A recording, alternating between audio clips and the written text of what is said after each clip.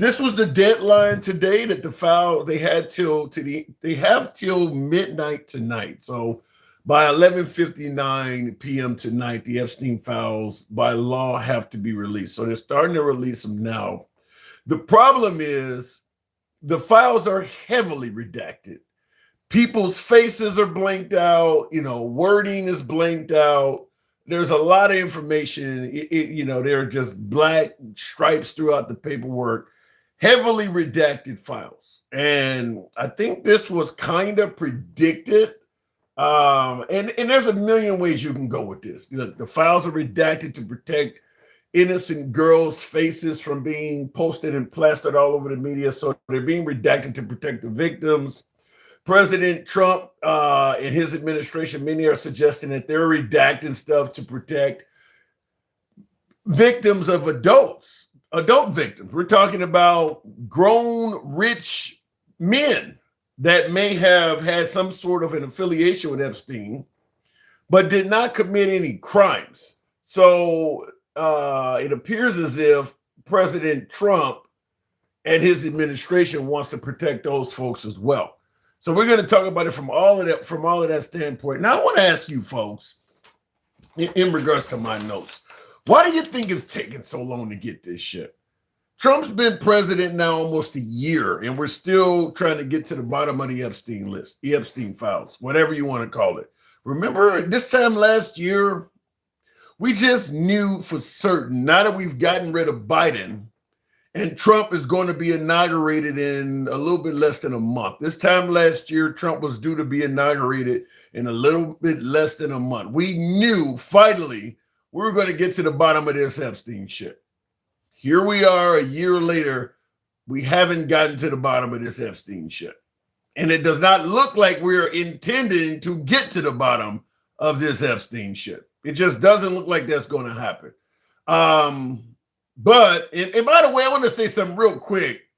Although all of the other pages are going, it looks like I'll see what happens because I just started this live, but it does look like the censorship is on. I mean, all of the viewer numbers on all of my platforms are significantly less than what they normally are. I'm not bragging and saying I run a great show or anything like that, but I know what the fucking numbers normally are once I've been on live for a few minutes or so, and it's way down. I've said the word Epstein probably 10 times already. I really believe it has something to do with it. I'm not going to change anything yet. I'm going to continue with the program, but I really believe the censorship is out when you mention the name Epstein. I'm really amazed at how low the numbers are for me talking about Epstein. But anyway, continuing on, and I see in the comments, handsome conservative, you says no censorship on Rumble. I don't know if I totally believe that, because the purpose of let's say Elon Musk, he purchased Twitter, made it X, and opened it up to free speech. However, when you look at Twitter now, it just looks predominantly like a right-wing site.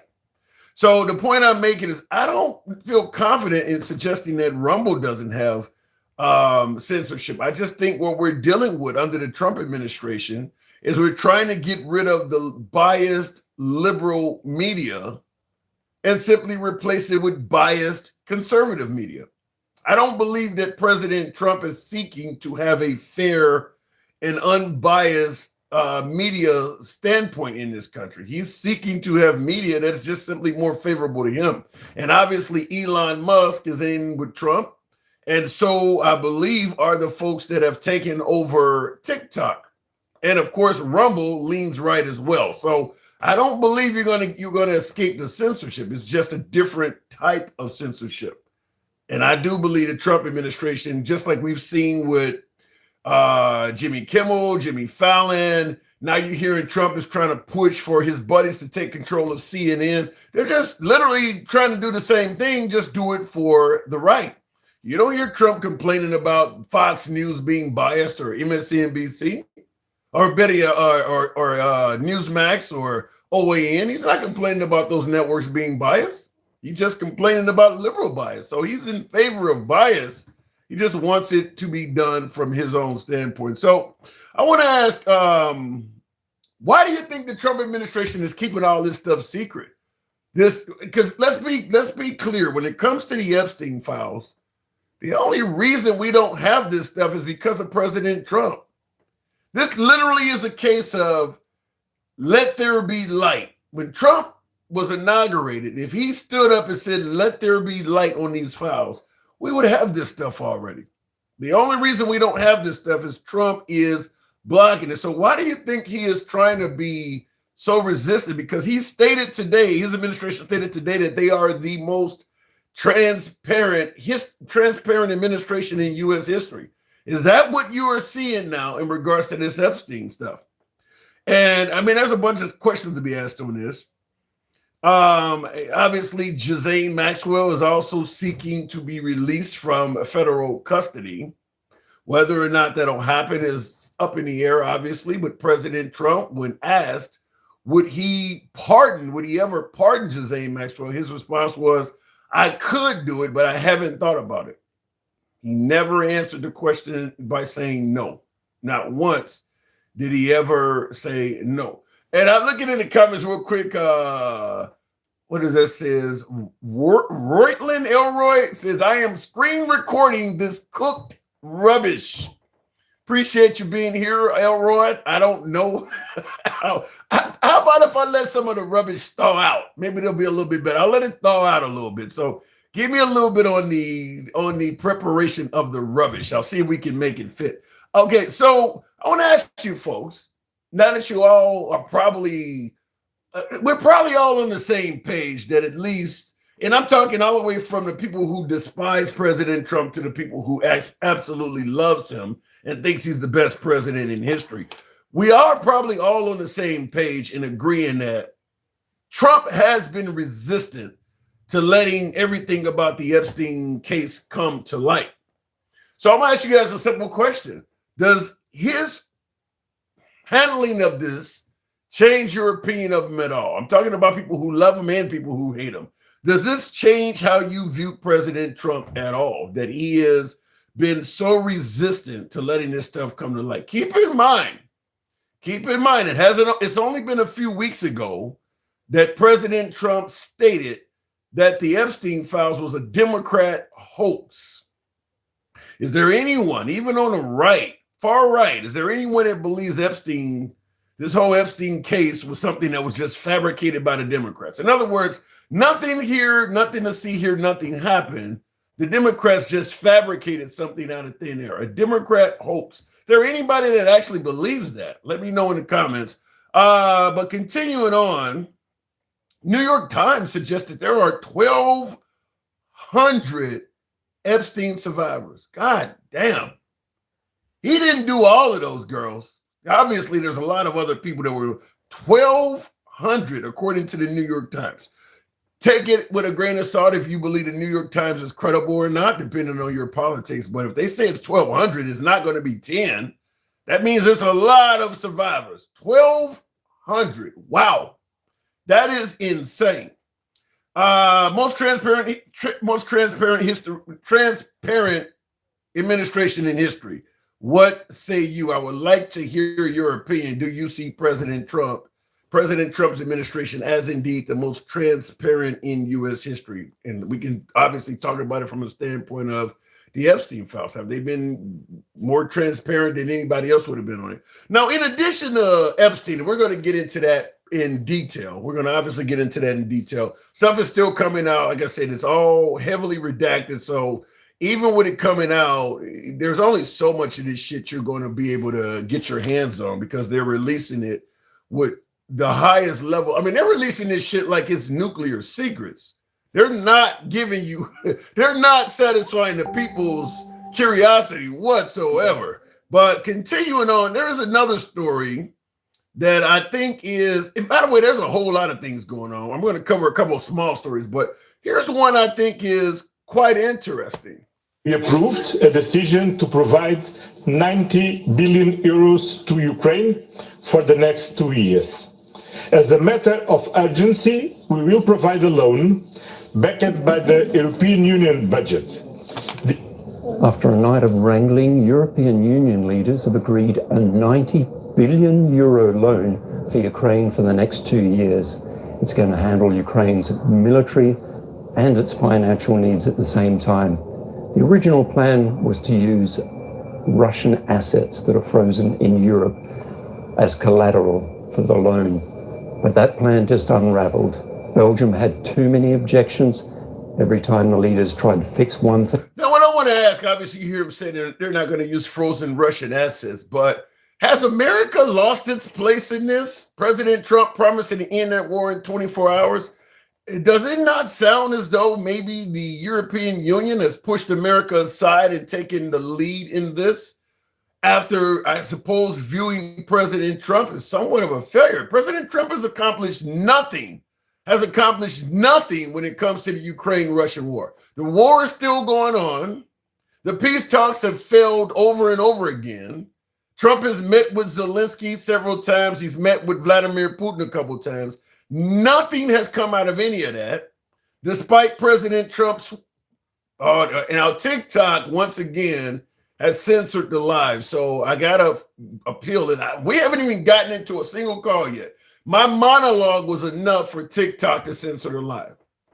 Obviously, it's Epstein related. So I'll go ahead and appeal it. But that's how easy it is to get removed from TikTok. They just gave me live access removed, and I got to appeal it. Now they claim it's for misinformation. You guys have been hearing a lot. What the hell have I said that would make TikTok do that on misinformation? Wow. The amount of censorship coming out of TikTok is astounding. It is literally astounding. I just do not even understand it. But continue, we're going to go ahead and do this on the other platforms. That is astounding. I'm really surprised that TikTok would do that. The amount of censorship on TikTok is really, really insane. In the comments, Melissa K says you're lying. Melissa, let me know what the lie is. I'll go ahead and address your comment. I don't block, ban, or censor. Let me know what the lie is. I'd be curious to know.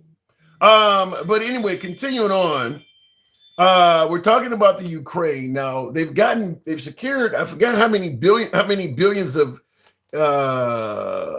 euros that they're going to receive, but keep in mind euros are almost like double the American dollar, so that's a heap of money we're not involved in.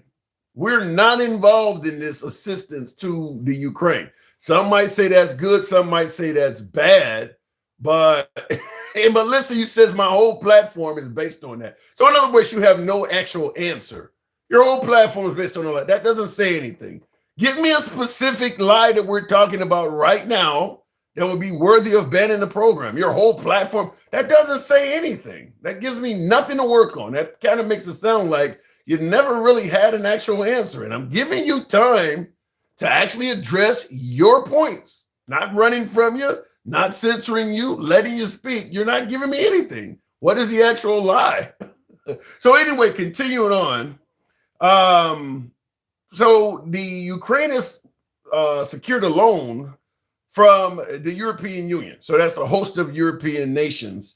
And it's pretty clear their take on what's going on is totally different than America's take on it. Because, listen, Trump ran a campaign of we're going to stop sending money overseas. We're not going to help the Ukraine. Ukraine's corrupt.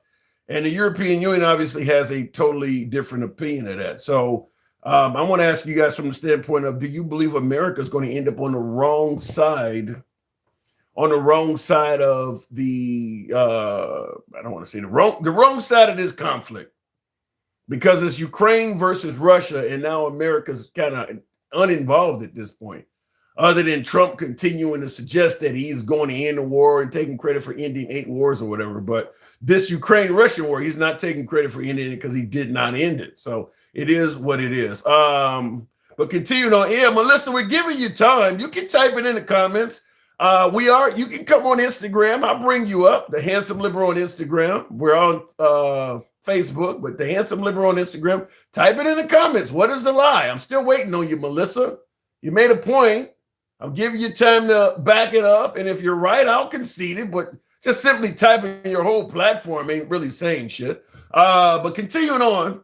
Last but not least, this one I find maybe a tad bit humorous. I don't know how this is. And by the way, I am seeing the numbers differently, even on YouTube and things like that. So it is, in my humble opinion, speaking in regards to the Epstein case, is causing censorship. It is causing censorship. I'm seeing it because listen. We do lives most weeknights, as I say often, and I know generally how many people are watching the program. I'm obviously not the biggest platform on YouTube. I know that. I'm still like there's going to be 1 million people watching, but I do know what my numbers somewhat are, and they're significantly less because we're talking about Epstein. Significantly less, and as I stated, TikTok has already banned the platform in the middle of the monologue.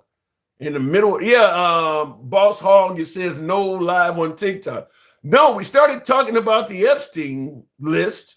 Haven't even taken a single call yet. Just started framing what we're going to discuss on the Epstein list. And TikTok took it down, claiming misinformation. I hadn't even presented really any facts yet. I just simply presented why we're talking about it, asking questions. Why is the Trump administration resisting getting it out? And that was enough. So the Epstein conversation is obviously a topic of censorship on social media. Take it as you may. Take it as you may. And Melissa, you says Melissa, it seems to be, Melissa, that you have a very difficult time stating what a lie is. You're giving me everything, all of the most general answers. You said the program has a lie on it. Just simply say what was lied about. You said this, and that is not true. How hard is it to say that?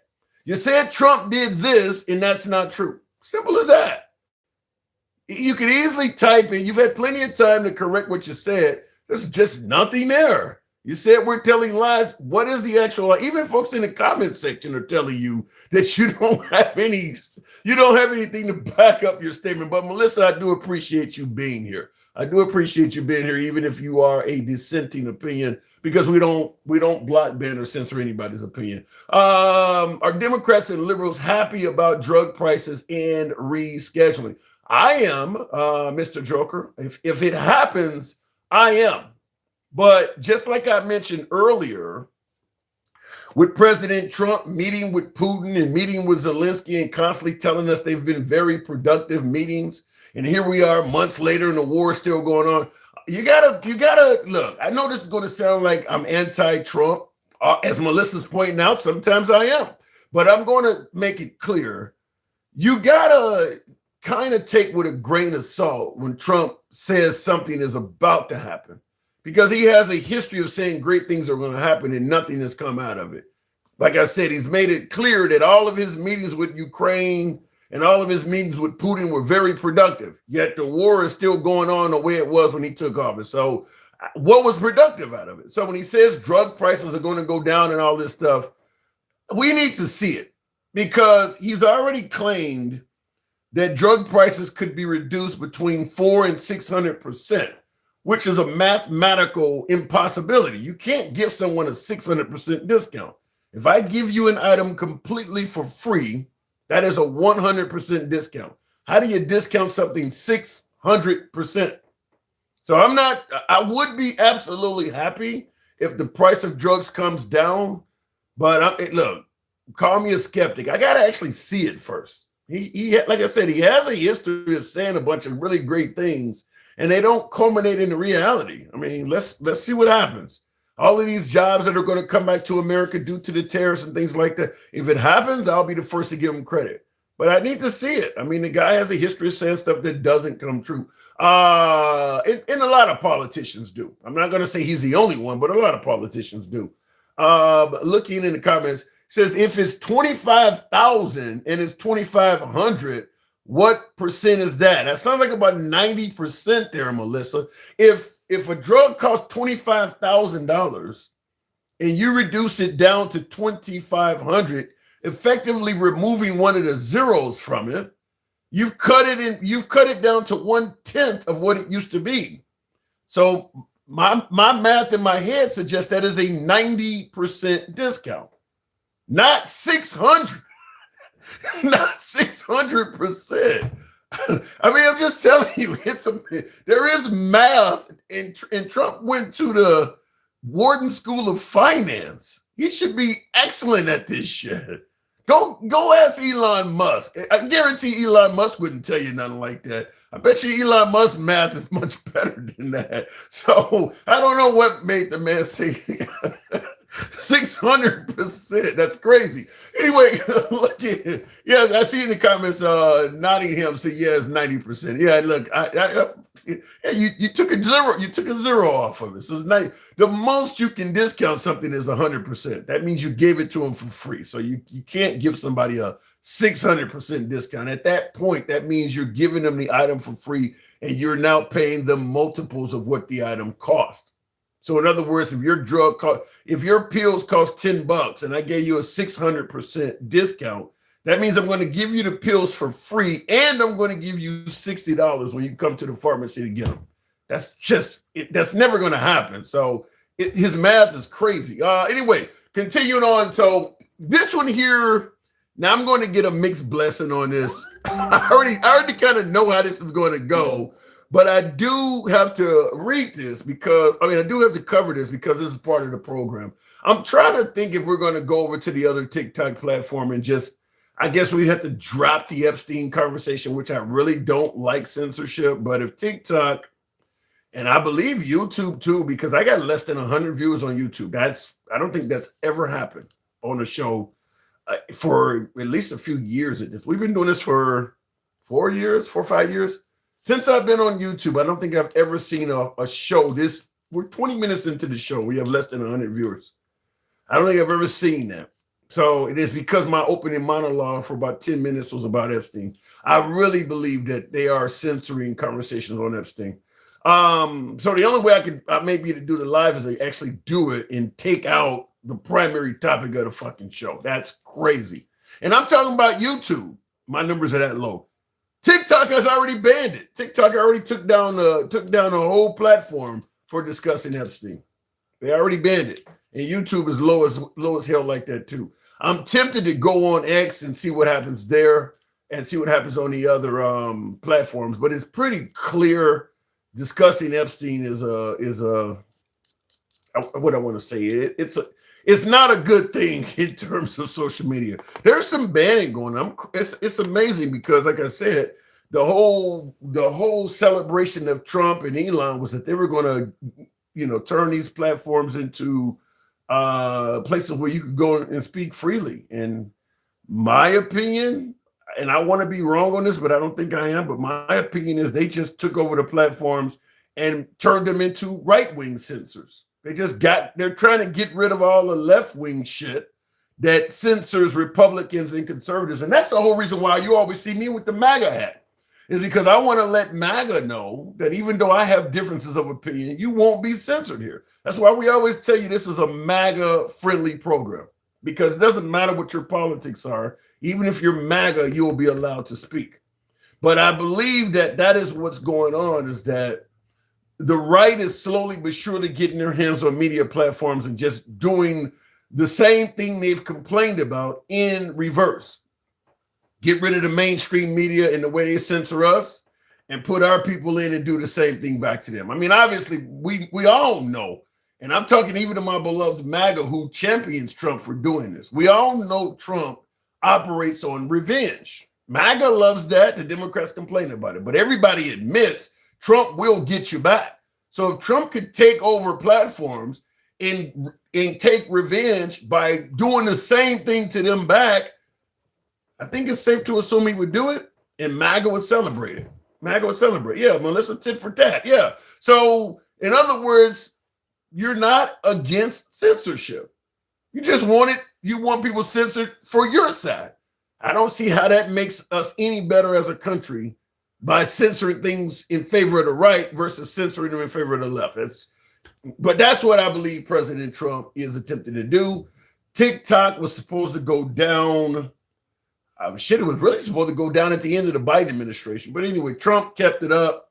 You heard him talking about he was going to make a deal with the Chinese. He later said he did make a deal with the Chinese and save TikTok.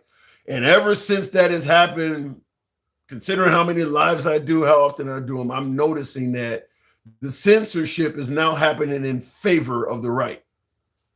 So It just looks like he made a deal and had them on the backside of that deal agree that you're going to make sure I don't look that bad on this app from now on, right? And that's what it looks like is happening. Anyway, I want you guys to hear this because, like I said, this is kind of funny to some, but others might take it seriously. Up and finding out the president just turned your normal 3-day Christmas into a 5-day paid holiday. That's exactly what just happened for millions of federal workers after President Donald Trump signed a surprise executive order declaring Christmas Eve and December 26th as federal holidays in 2025. In this video, what Trump actually ordered, how big this Christmas break really... Okay, so, I mean, the point is simple. Trump has just added 2 federal holidays. He's made both Christmas Eve and December 26th federal holidays. So now you're going to get, so federal employees at least, I mean, if you work at a corporate place that, you know, if your corporate business also gives you federal holidays off, you may get these as well. But December 24th, 25th, and 26th are now federal holidays. So you're talking Christmas Eve, Christmas Day, and the 26th in some countries is called Boxing Day. When I used to live in Australia, the 26th of December was called Boxing Day. And that was a holiday. That was also a holiday, but Christmas Eve was not. But he's made Christmas Eve, Christmas Day, and 26th of December all holidays. Is that a good thing?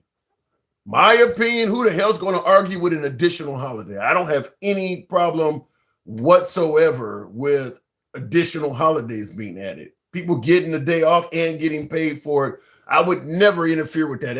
It doesn't matter I don't care if he says today we're going to celebrate Cloud Day. It doesn't matter. A holiday, I want that shit all day long. But the reason I'm bringing that up with President Trump adding 2 additional federal holidays is because of a tweet he posted earlier this year. Here goes. Too many non-working holidays in America. It is costing our country billions of dollars to keep all these businesses closed. The workers don't want it either. Soon we'll end up having a holiday for every once working day of the year. It must change if we're going to make America great again. That is what he took to Truth Social and posted on Juneteenth. Was not very fond of that holiday. He did not even say so much as Happy Juneteenth. He took to social media and stated, there are too many non-working holidays in this country and it's costing our country billions of dollars. Here it is less than 6 months later and he just created 2 new federal holidays after saying that on Juneteenth. Can somebody explain that? What the hell just happened? Why would he do that? So I'm baffled at that. I'm baffled at how you claim that there's too many working holidays and it's costing our country billions of dollars to keep businesses closed and all of that. And then less than 6 months later, you create 2 new holidays. Something does not look right about that. What made him change his tune? What made him go from we had too many holidays to creating 2 new ones? So looking at the comments, I really don't get a lot of attention. I don't really pay a lot of attention to Trump anymore. Well, even if you don't pay attention to him, he's doing things that will affect you regardless. So it doesn't. Clyde said that dementia, huh? So you think it was dementia to have a problem with holidays on Juneteenth, and then suddenly now he's creating new ones. Okay. He didn't change the tune, says Charlie. Then what happened, Charlie? Racism, of course, says great blackness. Well, something doesn't look right. Something does not look right for him to say we have too many holidays and then all of a sudden you creating 2 new ones. So that's what we're going to talk about tonight. Because of what happened with TikTok and to a degree what's happening with YouTube and things like that as well. This might be a short live because talking about the Epstein Files is causing censorship. I'm 100% certain of it. I don't want to come across as a conspiracy theorist or whatever the hell some people are, but fact is I do enough of these and I pay attention to how many people are tuned in. And like I said, I don't have a problem admitting I'm not the biggest fucking platform on the internet, but I do know how many people on average watch the show when we're going live. And the numbers are way, way down. They're way, way down. The minute I started talking about Epstein, TikTok dropped down to like 20 viewers. You don't normally see that unless you're talking about shit like pedophilia and stuff like that. It just really, boom, you see the censorship. So, and thank you. I think this says Gunner Experience. I appreciate that. It says you're big to us. So what I may have to end up doing is, oh, he said short laugh because you are going to watch the Trump rally. I'll tune into it, Melissa. He is speaking tonight, is he not?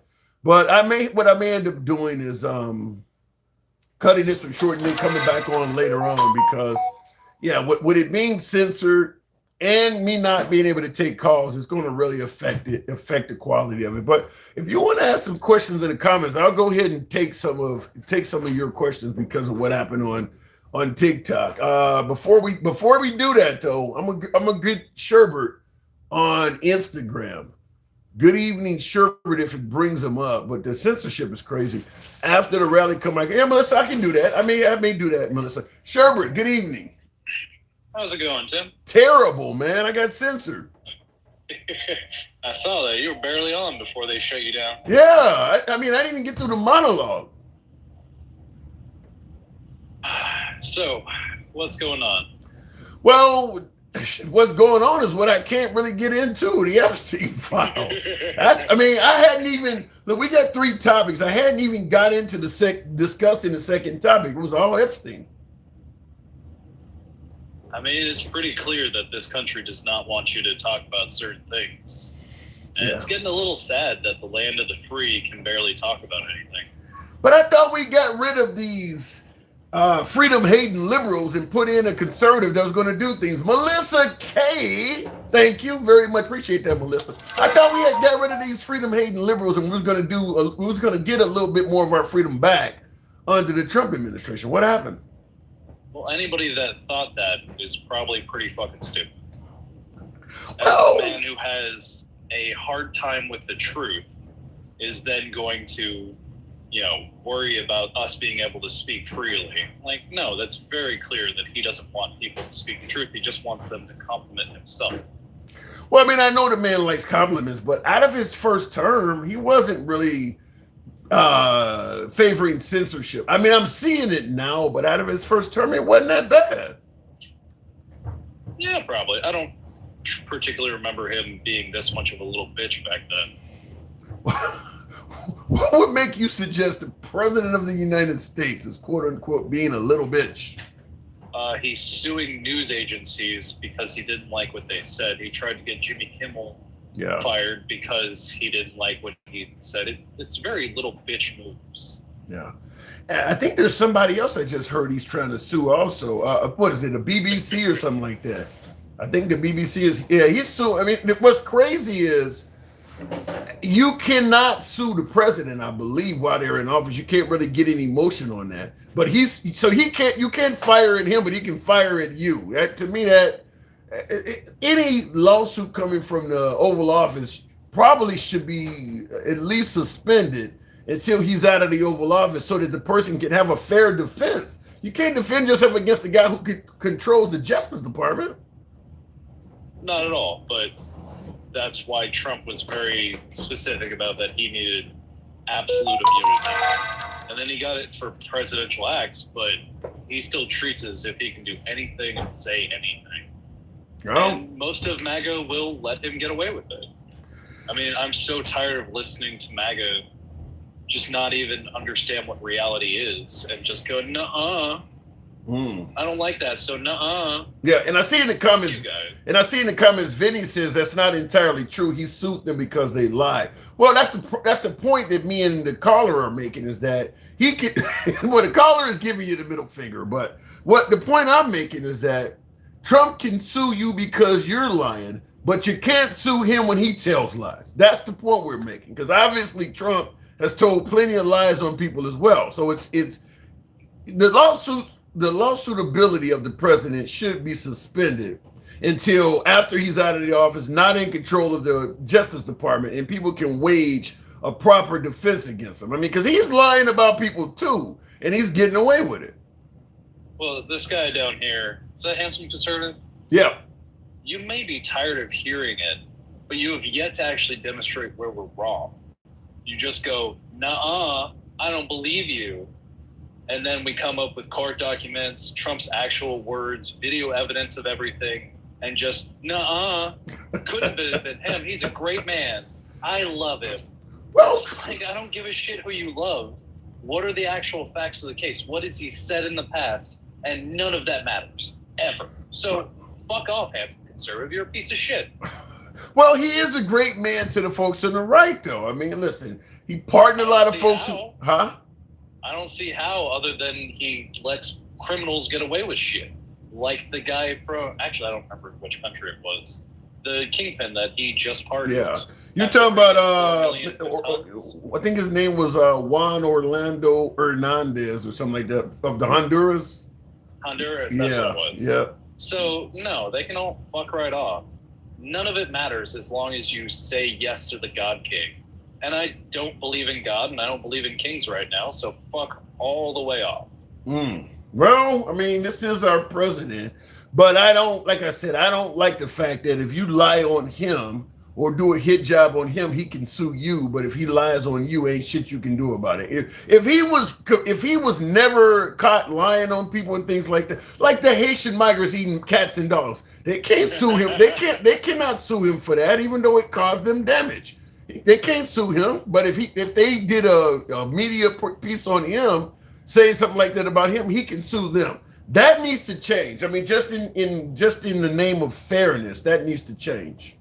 Well, one of the big things that comes to mind recently is the Haitians stealing from Social Security or whatever that was. When Rick Scott of Florida was, I believe, still has the title of the highest Medicaid scam in history. I believe he stole several $100 million from retirement homes in this Medicaid scheme.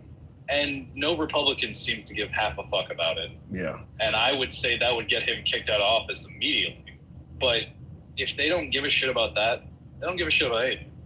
Yeah, I mean, the thing about it is, I think in some of these cases, it's looking for a reason to highlight people that you already are not fond of. Like, it don't take but for one Somali or one bad immigrant to do something wrong to demonize all of them. I mean, whereas like you're pointing out Rick Scott, I think there was this other chick that did a pharmaceutical scam. She kind of dressed like Steve Jobs. She was a blonde woman dressed in black all the time.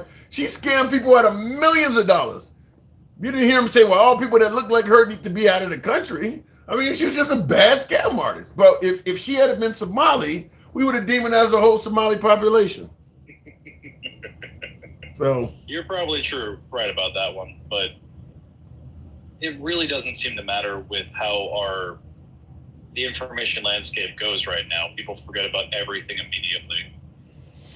What is it going to be like post-Trump, though? I mean, because keep in mind, if Trump has been able to do this stuff, he's opened up the door for somebody in the future to be able to do stuff that is similar. I mean, do we prevent it from happening, or do we say this is the norm? No, this is the new norm. Really? We can't go back after you give presidential immunity. And when they clearly don't care about illegal acts being normalized, it'll never go back to the way it was. Until there is a true reckoning for people that did very illegal things. So, okay, you see what happened when, what is the guy who played Meathead, the director, passed away, and Trump says this stuff. The guy on All in the Family, the guy just died the other day. Got his child stabbed him in the way. Normalized. So all of a sudden people die and the future presidents get online and say all kinds of awful shit about them after they die. I mean, we want to normalize that. I mean, it sure seems like they do. But then the hypocrisy just drives me so crazy when they got so butthurt about CK and all the people talking about him online. And then there's so much censorship about that right now. Yeah. But Trump can literally go disparage anyone, and it just doesn't matter to them. Yeah, I gotta admit, and I see in the comments, Melissa says you said all kinds of shit about Charlie Kirk. I said, I don't know if you're talking about me or my caller. I really didn't like Charlie Kirk. I'm allowed to say some shit. I'm not a political person. I'm not in office. I am just a blue collar person. I'm allowed to not like a political voice. I'm kind of wondering. I think she may be. I don't know if she's talking about you or me, but I actually pointed out that, I went at Charlie Kirk based on his quotes. I don't know anything about the dude, but I'm just going to say if I saw his quotes on paper, not knowing who the hell he is, I'm going to form opinions based on those quotes. His quotes does not come across as if he is inclusive or he loves the LGBT community or he has a whole bunch of black friends. I mean, you can read what he's saying. It gives you an opinion. And you can't be that divisive and then everyone treat like a saint. But they clearly want to go by the smile. And, oh, he talked to so many people. Yeah, he talked to teenagers on college campuses. He didn't talk to real people that knew how to debate and fact check on all of this horse shit. But he just would talk around it. And for some reason, everyone loved it. Yeah. Like I said, I don't mind if you have controversial opinions. Hell, I got some of them. I don't mind that, but me too. But own up to your shit. I mean, like this guy had controversial opinions about everybody from MLK to women. Own all of it, like you said. He's not an angel. Just own up to what you said. All of a sudden, he passes away, and suddenly all of his opinions are taken out of context. I don't know where they're coming from with that. To me, it was pretty easy to understand how he felt. He was very religious, and I think that made a huge part of it. And I think that's also a huge part of why everyone defended him, was because he was a godly man. And how dare you make fun of my God?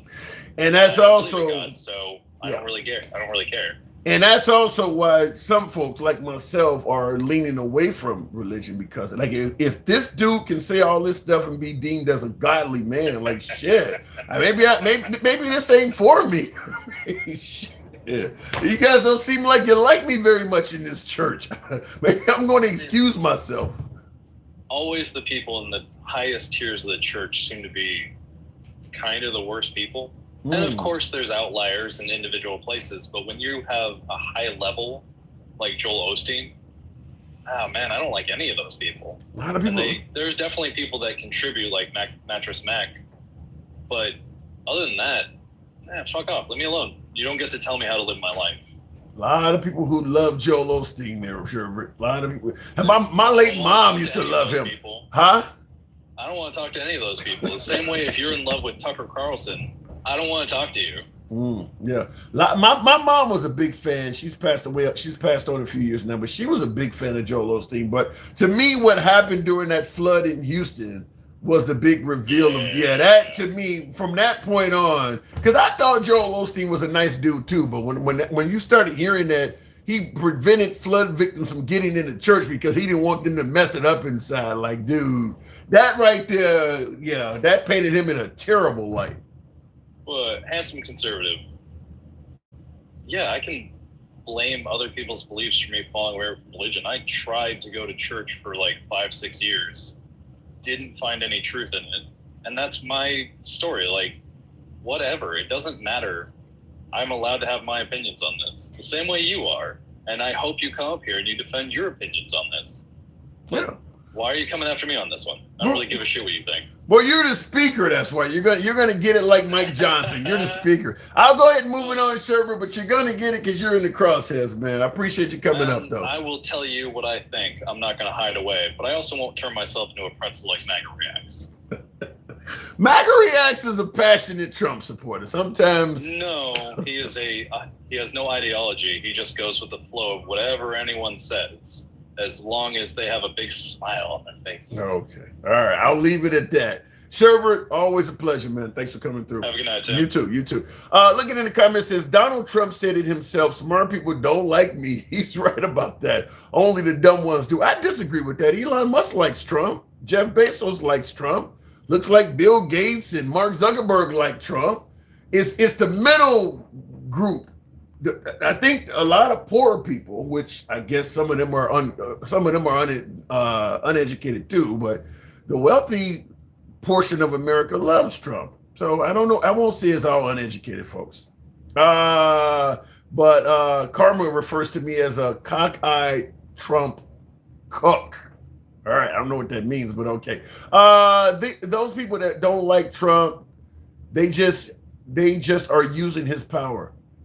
I agree with that. I actually do agree with that. I think there's a lot of Republicans in Congress and in the Senate that do not like Trump. But riding his coattails can bring you wealth, fame, and fortune. So I believe that. I absolutely believe that if you put a liberal president in power and they did every single thing the same as President Trump, they would have a hell of a lot of Republican resistance.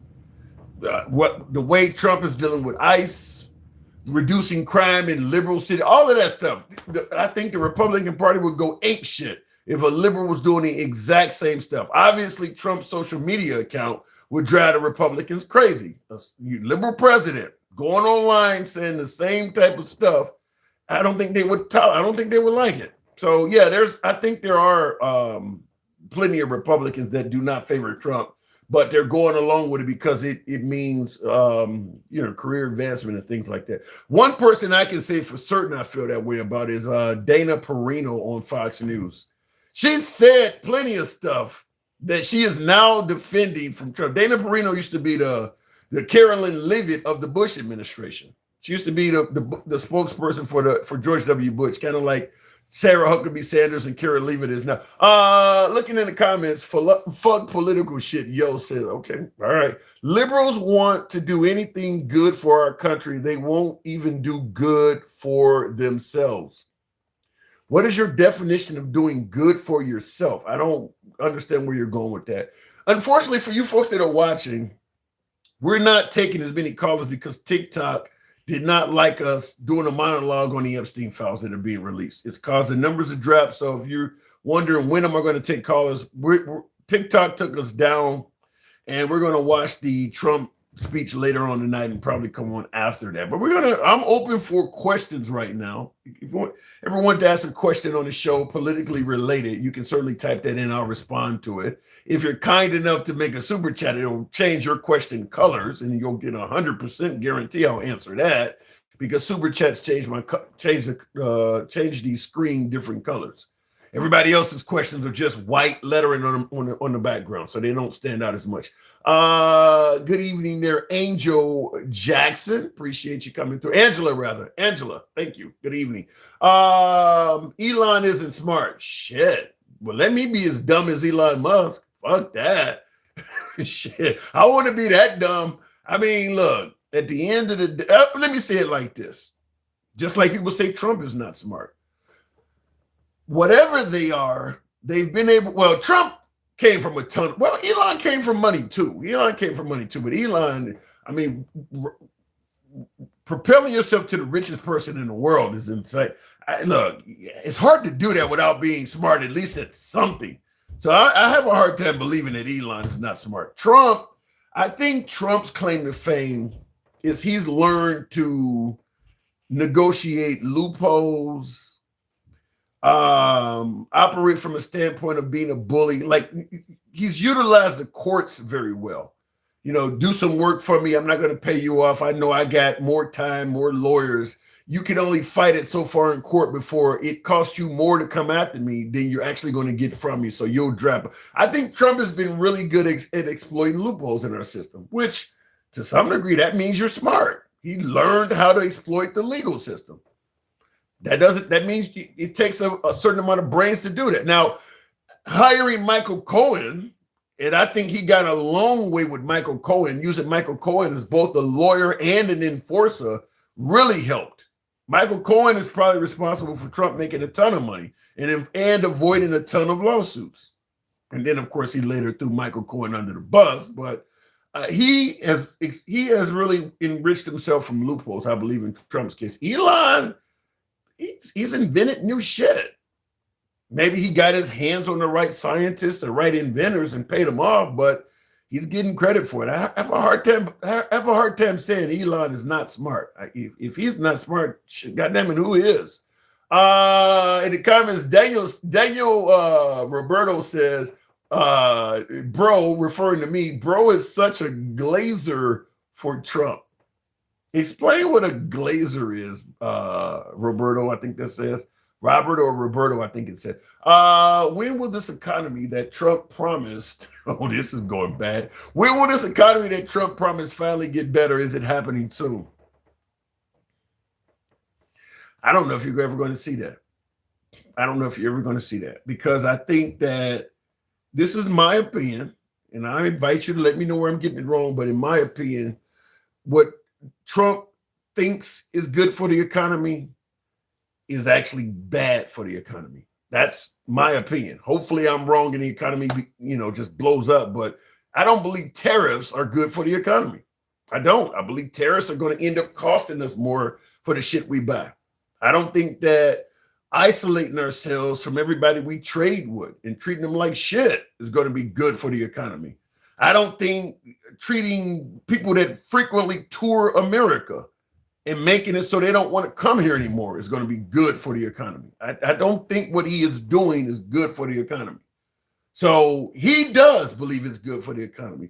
MAGA believes it's good for the economy. So I want a stronger economy for this country. So I hope I'm wrong. But that is my opinion, is that if he continues down this road, you're not going to see a good economy, because I think he's going in the opposite direction of it. That's my opinion on that. Certainly with tourism and things like that. I mean, you got some major players that don't even come here no more. People are claiming that the tourism in Vegas is way the fuck down.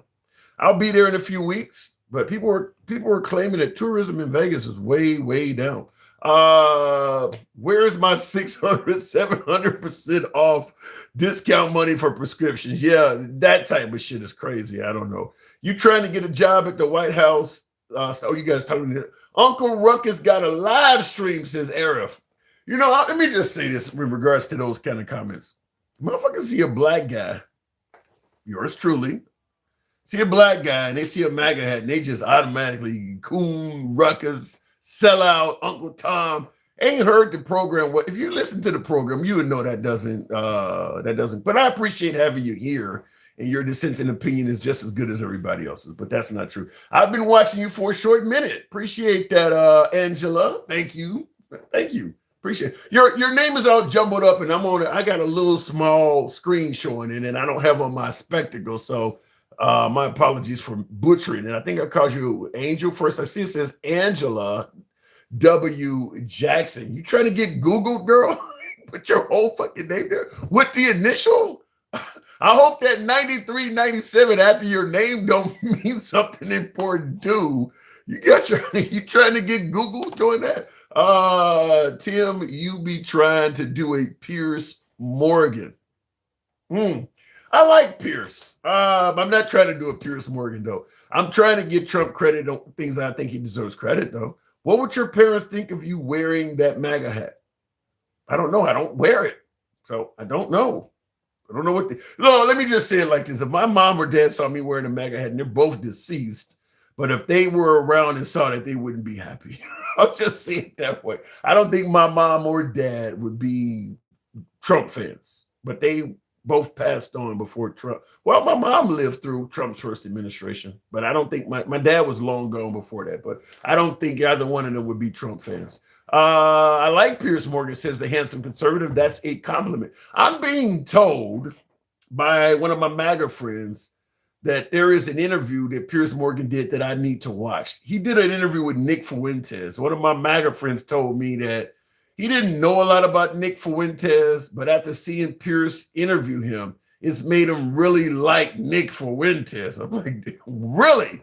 So that's the only experience he's had with Nick Fuentes. So he doesn't know all about the Kanye stuff. And Nick Fuentes got interviewed by Tucker Carlson. That was his first experience with Nick Fuentes, was watching Pierce Morgan interview him. And he's telling me that interview has made him really like Nick Fuentes. I'm like, wow, that's deep, because even folks like Bill O'Reilly and all them are like, I would never have Nick Fuentes on my show. So I'm like, you need to look into Nick Fuentes. Two wheels or something says it's not a fucking football game. You mug. You're supposed to hold politicians to their word, not cheer them on like the Bears. That is true. I agree with you on that. I actually do agree with you on that. You should hold politicians to their word. And that's where Trump is getting the benefit of the doubt, because MAGA's like, well, he was joking, or you're taking that out of context, or you didn't really expect that to happen. I mean, look, the guy said he was going to end the Ukraine-Russia war in 24 hours. Well, you really didn't expect him to do that. You should have known. No, he said it.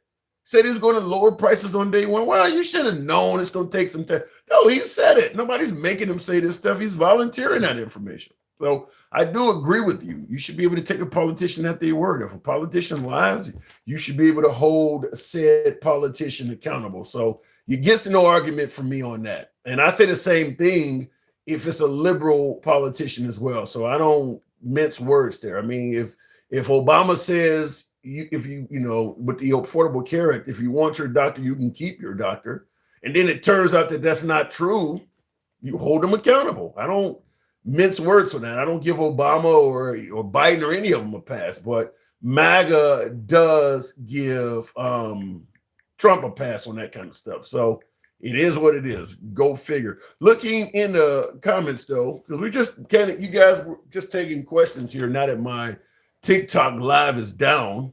Dems voting Miami, no tears there. Yeah, Miami, the mayor of Miami went liberal for the first time in a long time, with 20 years. 20 years, they said. Making sure they are paying back through tariffs. This is why I keep saying I don't think the economy is going to be that strong. The tariffs are a hit job on us. We impose tariffs on other countries, and they respond with reciprocal tariffs on us. So we charge them more. They charge us more. Us means you and I. Us is not the U.S. government. It's you and I. So for all of the tariffs that Trump is imposing on their products, they're responding by imposing tariffs on products that you and I buy. So Trump is bragging because of the tariffs. We're getting a whole bunch of more money from China or Brazil or whatever country tariffs are being imposed on. He's bragging about that. But what is not being said is that these countries are imposing reciprocal tariffs on the shit you and I buy to recoup the money that Trump is bragging that he's getting. So essentially, we are paying for the tariffs. People don't look at it like that. But the countries are not just letting Trump tariff them without reciprocating. They're retaliating and doing shit. And that's the stuff that you and I are having to swallow. So I don't think at the end of the day, the tariffs are going to be a huge benefit unless you ignore that type of stuff. I don't recall anyone crying about that stupid music room a president needed. I never heard anybody crying about the swimming pool. I really can't remember anyone mad about the ladies' room. What are you talking about? And if you know all of that stuff, somebody was crying about it. If you know all of the stuff you just mentioned, the music room, the swimming pool, and the ladies' room, if you know about that stuff, then somebody was crying about it. That's how you know about it. Somebody talked about it. So people were crying about it. So you do know what import and export means, right? Yes, we are a massive net importer. We don't export enough to worry about. Yeah, you do export enough to worry about reciprocal tariffs because they're not just reciprocating on tariff. For instance, the soybean that the Chinese stopped buying, you telling me that didn't hurt American farmers at all? Do you not hear Trump talking about bailing out farmers? Yeah, what you're suggesting is we import so much shit and we export so little that we can do this to people and it's not going to hurt us at all. That's not true. Because in addition to tariffs, there are other ways that they can hurt you. And they're doing it. Like I mentioned what the Chinese are doing to farmers and shit. They're making relationships with other countries and going around us. There's tons of ways they can hurt us back. Tourism is another way they're hurting us. They are hurting us back. This is what has happened under the Trump administration. Is, what do they say? You get too big for your britches. I think that's a saying where you get too big for your britches. Where we've taken on the mindset of we're the best on earth and we don't need any fucking body. They all need us. And these countries are looking at like, we're gonna show you that you do need us. We may not have full ability to retaliate, but we can do things here or there to make you feel it. And that's what's happening. That's what's happening. They are doing things. So we need to get out of that mindset that it's America and what is it? God bless America and no one else or something like that, or America, fuck yeah. I mean, we need to get this is a planet where we all work together. You can't just say fuck everybody and expect to thrive, which is what we're trying to do. You do know Canada has a 300% milk tariff in the States. Is that true? Damn. See, somebody said redneck idealism. I'll leave it at that. Yeah. And yeah, it has some conservative, the soybean hurt the farmers. It did. I mean, because a lot of I'll tell you another thing that hurt. When we got rid of USAID, a lot of the stuff going through USAID was coming by way of the farmers. A lot of the rice and a lot of the crops that were going, we give them, you give, folks overseas that are starving, you send them grain or whatever you send them, the cheap shit you send them to eat over there. A lot of that stuff was going by way of USAID. So once we got rid of USAID, which was essentially just using federal money to buy that stuff from U.S. farmers to send the starving kids overseas, when we got rid of USAID, the kids didn't get nothing, but the farmers the stuff was coming from, that were receiving federal subsidies to send it, they lost that business. They lost that business. So farmers are hurting because USAID is not around anymore. They used to buy the shit they were sending to Africa or whatever country from my farm. Once they get rid of USAID, they're not buying this from my farm anymore. So now we're not getting that money. So there's plenty of areas where this stuff is hurt. I just think that this is why I say you need to watch a healthy amount of media from all sides of the aisle. Because if you're watching pro-Trump media, it just paints the terrorists as doing a stellar job. All of this shit we talking about, they don't mention this stuff. They don't mention this stuff.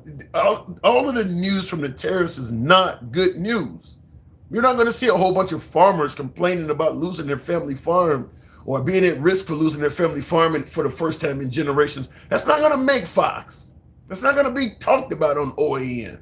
And if that's what you watch because you think CNN or MSNBC or MS Now, I think it's called, if you think those networks are too biased for you to watch, then you're missing some of the news.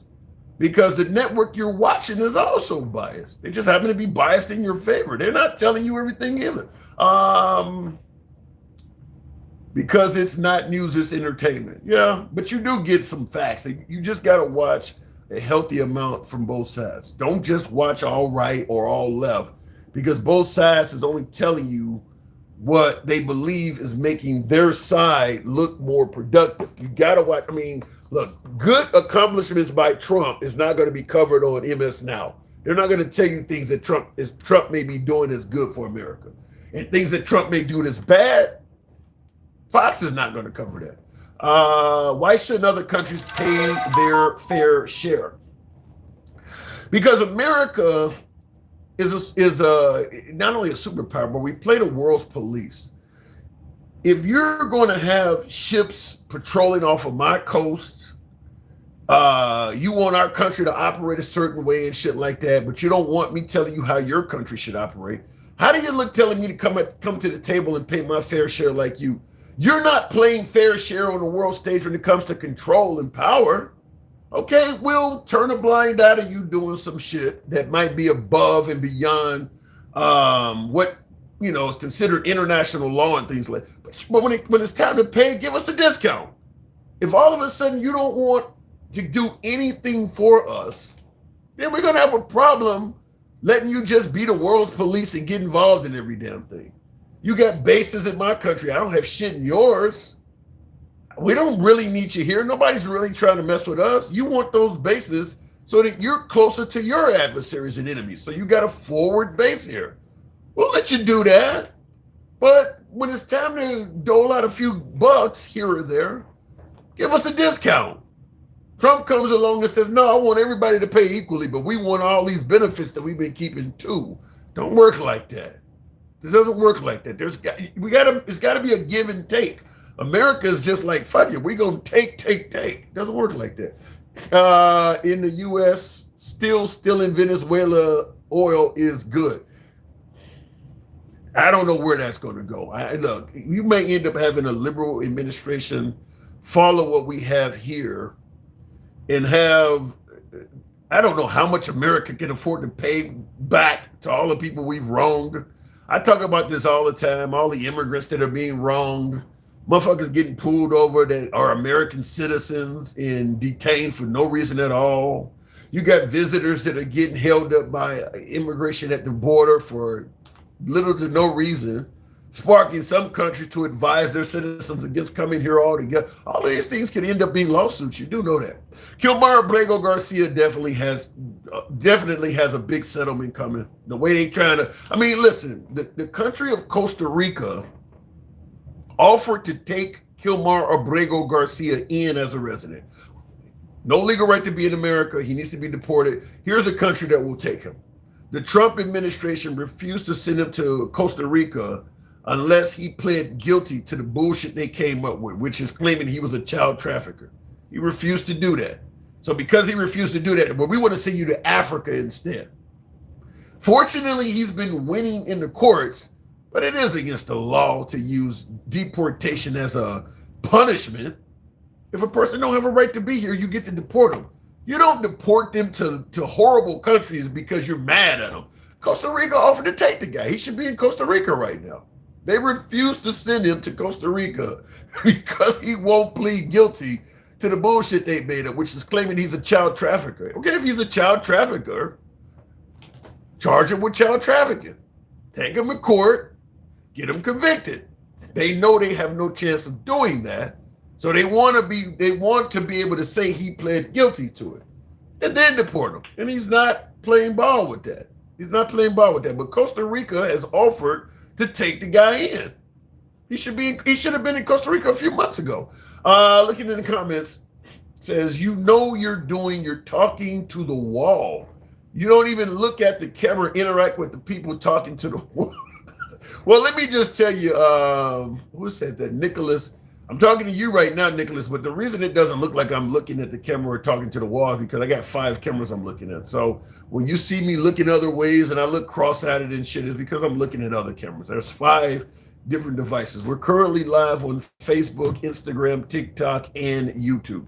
So that's why. You want me to look at your comment and read it specifically, donate a super chat. It could be 99 cents. It turns the screen colors, and it guarantees I will absolutely read your comment. So how about that? But it's not that I'm not looking at your comment. We don't blackmail or censor on this fucking program. You don't have to agree with me. You don't have to have political, we don't have to have any agreeing political discourse whatsoever. I read critical comments as well. And we don't censor you for it. But I appreciate your input. Looking in the comments, somebody said Betty's gone already, says Leroy. Yeah. Hey, you're not looking me in the eye. What are you, what is this? Who just said that? Dana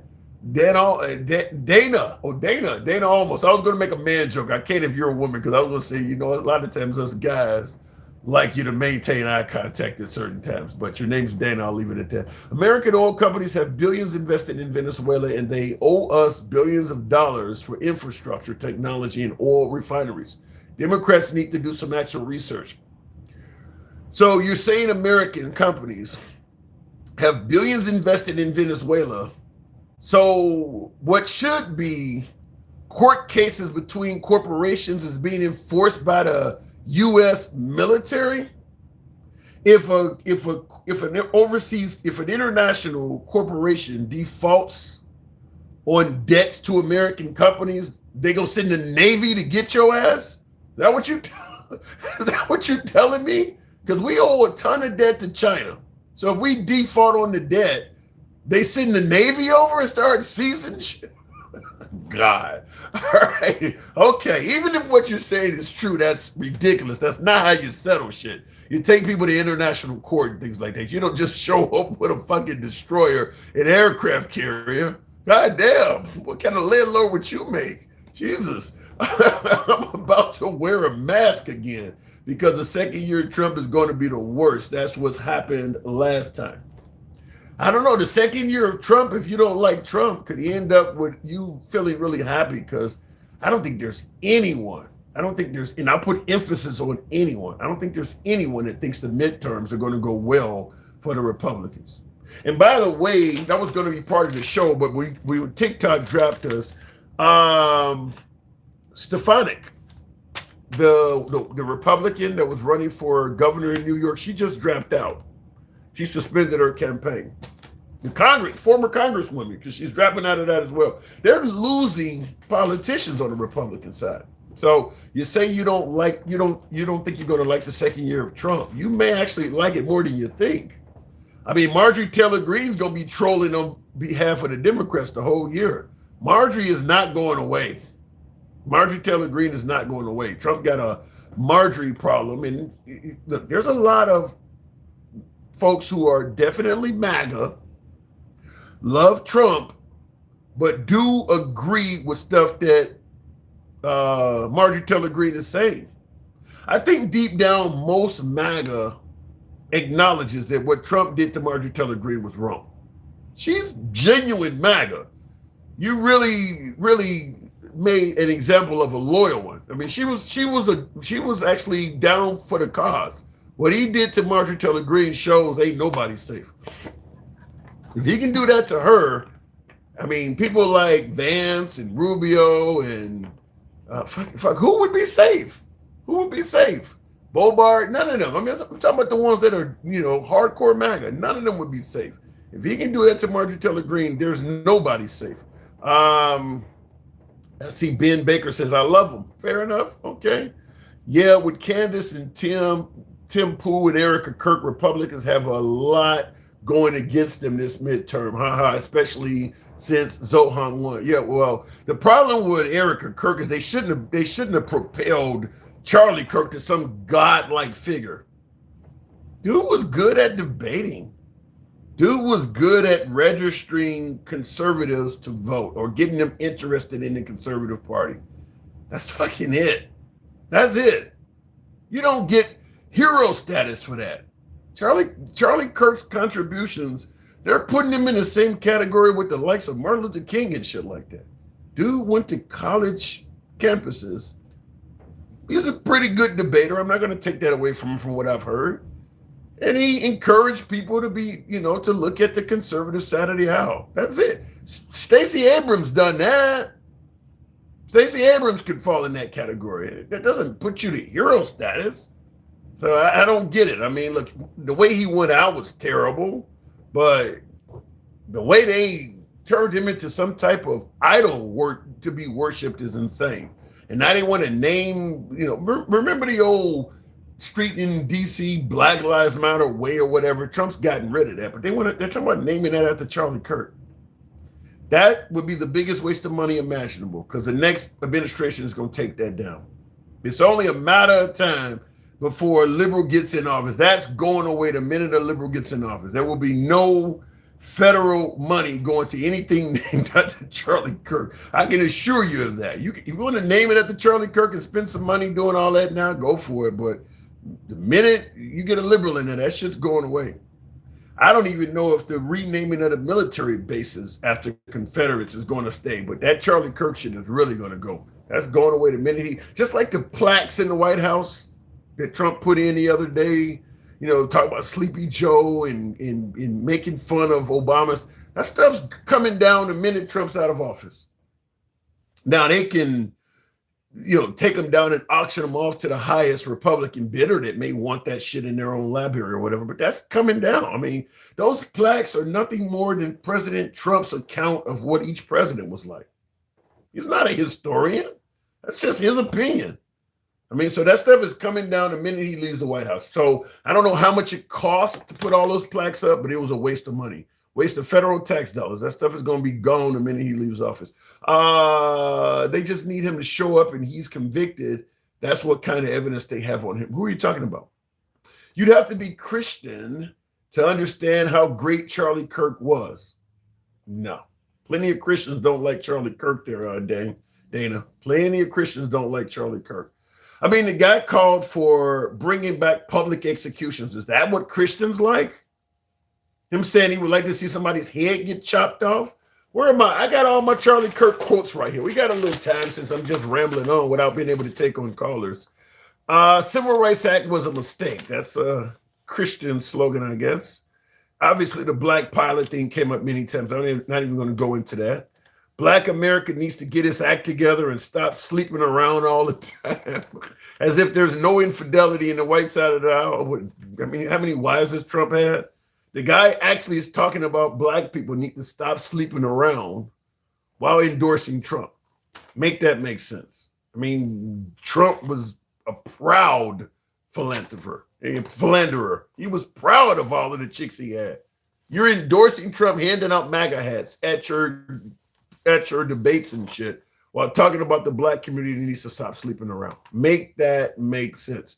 When blacks in America did not have the same rights they had today, or they have today, they were less murderous. There were less break-ins. That's a Charlie Kirk quote, which is true, by the way. When blacks in America did not have the same rights they have today, they were less murderous. There were less break-ins. That is true, but it's missing some stuff. Because when blacks did not have the same rights they have today, whites were more murderous. There were more break-ins coming from that side of the aisle. He doesn't talk about that. But if you don't have rights and one group has all the power, you can expect them to do all kinds of things that would be criminal in a society where equality is the law. So he doesn't mention that part. So I don't know. He also says that, of course, we pander to blacks. They're in every TV commercial. So obviously he doesn't really favor diverse television ads. And he's not the only one. I've heard other people complain about there's too many blacks in TV commercials. I don't know. Go back to the 70s. You go on YouTube, there are plenty of videos where people will show you like a football game or something from 1979 or something, and all the commercials are in it. I've watched some of this stuff. There were nobody black on TV. Nobody. When you watch, some of the TV from the late 70s, early 80s, those commercials are 100% white. So maybe that's the era Charlie Kirk is hoping we return to. He says, if I'm dealing with someone, I can't even read my own writing. If I'm dealing with somebody in customer service who's a moronic black woman, I wonder if she's there because of her excellence or because of affirmative action. This dude seems to have an issue with black people. Okay, how do you feel when you're dealing with somebody in customer service that's a moronic white woman? This guy sees color. Well, he's past tense now, but this is clearly a guy who's seen color because it's coming up in a lot of his statements. What he says, like I said, I'm having a hard time reading my writing now. Something got worse since the Civil Rights Act. More violence, less fathers around, poorer. So, he says things. That's the word I'm typing here. Things got worse since the Civil Rights Act. There's more violence, less fathers around, poor. That's true. But he doesn't cover, just like he talked about, there's more break-ins and crime, from blacks today than there used to be. Equality has consequences. If you got people in a cage, there's only so much they can do. If you let them out the cage, there's going to be good and bad that's going to come out of that. I mean, so yes, the black community was far more docile when they had no power and when they were essentially in a cage.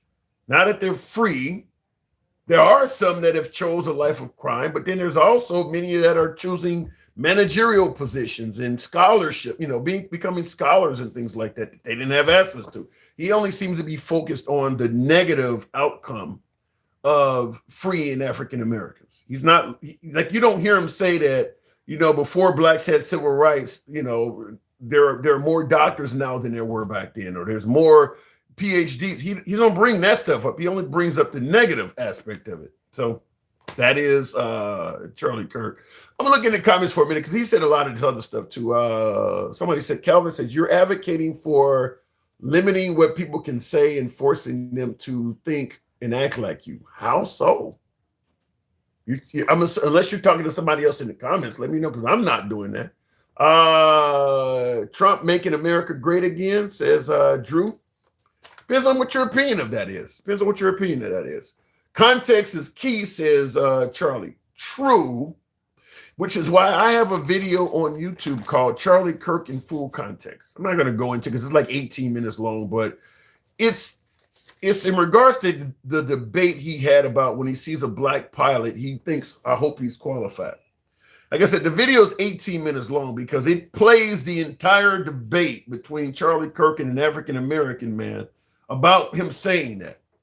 Doesn't leave you any room to take him out of context. You hear the whole debate. And then, of course, I editorialize it or whatever the case may be. Fact is, I'm going to tell you this. This is my opinion on Charlie Kirk. I can give you all of these clips, and I have a few pages of notes on Kirk, but my opinion remains the same, is that it doesn't matter if you like Charlie Kirk, you loved him, or you hate him, or you think he's a racist or whatever. If you listen to his clips and then you listen to the actual full-length debate, I watched about 20 hours of Charlie Kirk. If you listen to the full-length debates, my opinion is it's not going to change your mind. You're going to continue loving him, or you're going to continue hating him or thinking he's racist. These clips are just as good as the full debate. There's, like, for instance, when he says, just some of the things he says, Juneteenth should not be a federal holiday or something he said. Listening to him give you a 10, 20-minute explanation of that is not going to change your mind. You either probably already thought Juneteenth shouldn't be a federal holiday yourself, or you're going to think he's full of shit. You're not going to hear him give an explanation like, you know what, he's right. It shouldn't be a holiday. It's not going to change your mind. It's not going to change your mind. And like I said, I've listened to about 20 hours of him because so many folks are trying to defend him and saying you're taking him out of context. It doesn't change your opinion of the guy. It just doesn't. I haven't heard one quote he's made and then heard somebody say, you know what? Now that I've heard it in full context, I think differently. The people who are saying you're taking it out of context already like them, and the people who hate them, the clips are good enough. You're not going to, most of the stuff he says is controversial on its face. You don't need to hear more of it. He said BLM, the acronyms BLM stand for burn, loot, and murder. Look, if you don't like BLM, you're gonna agree with that. If you've been to BLM rallies like myself, or if you're a supporter of BLM, there is nothing he's going to say to make you walk away thinking, he's right. BLM does equal. No, because if you've been to BLM gatherings, you know that the overwhelming majority of, I think about 96% of BLM gatherings do not feature anything being burned, looted, or murdered. In fact, every city in America that has a population of at least 50,000 people or more, and that's a lot of different cities. Every city in America with a population of 50,000 or more has had at least one BLM protest or event. If BLM equaled burn, loot, and murder, you would have had a lot of looting, a lot of places burned down, a lot of them. When you tell people, well, give me the cities where they were burning, that were burnt, well, Minneapolis, LA, Ferguson, there's a handful of places, Baltimore where it happened at. But like I said, every town in America with a population of 50,000 or more has had a BLM protest or event. There has not been fires and burning and looting like that. Right, my example isn't hate speech to you. Okay, you guys, let me look in the comments here though. Haters don't like to see people laughing. It makes them paranoid, like someone talking in Spanish. I've had some bosses like that too. I've had some employers like that as well that do not like to see their employees look like they're having a good time. I actually asked one boss, like, man, do you want people to be pissed off? Like, anytime people look like they're having fun, you just assume they're not working and you come over and fuck with them. Like, there's some bosses like that. Do not judge or you will be judged, for in the same way you judge others, you will be judged. And the measure you use, it will be measured to you, says Richard. That is a biblical statement that the overwhelming majority of Christians do not adhere to.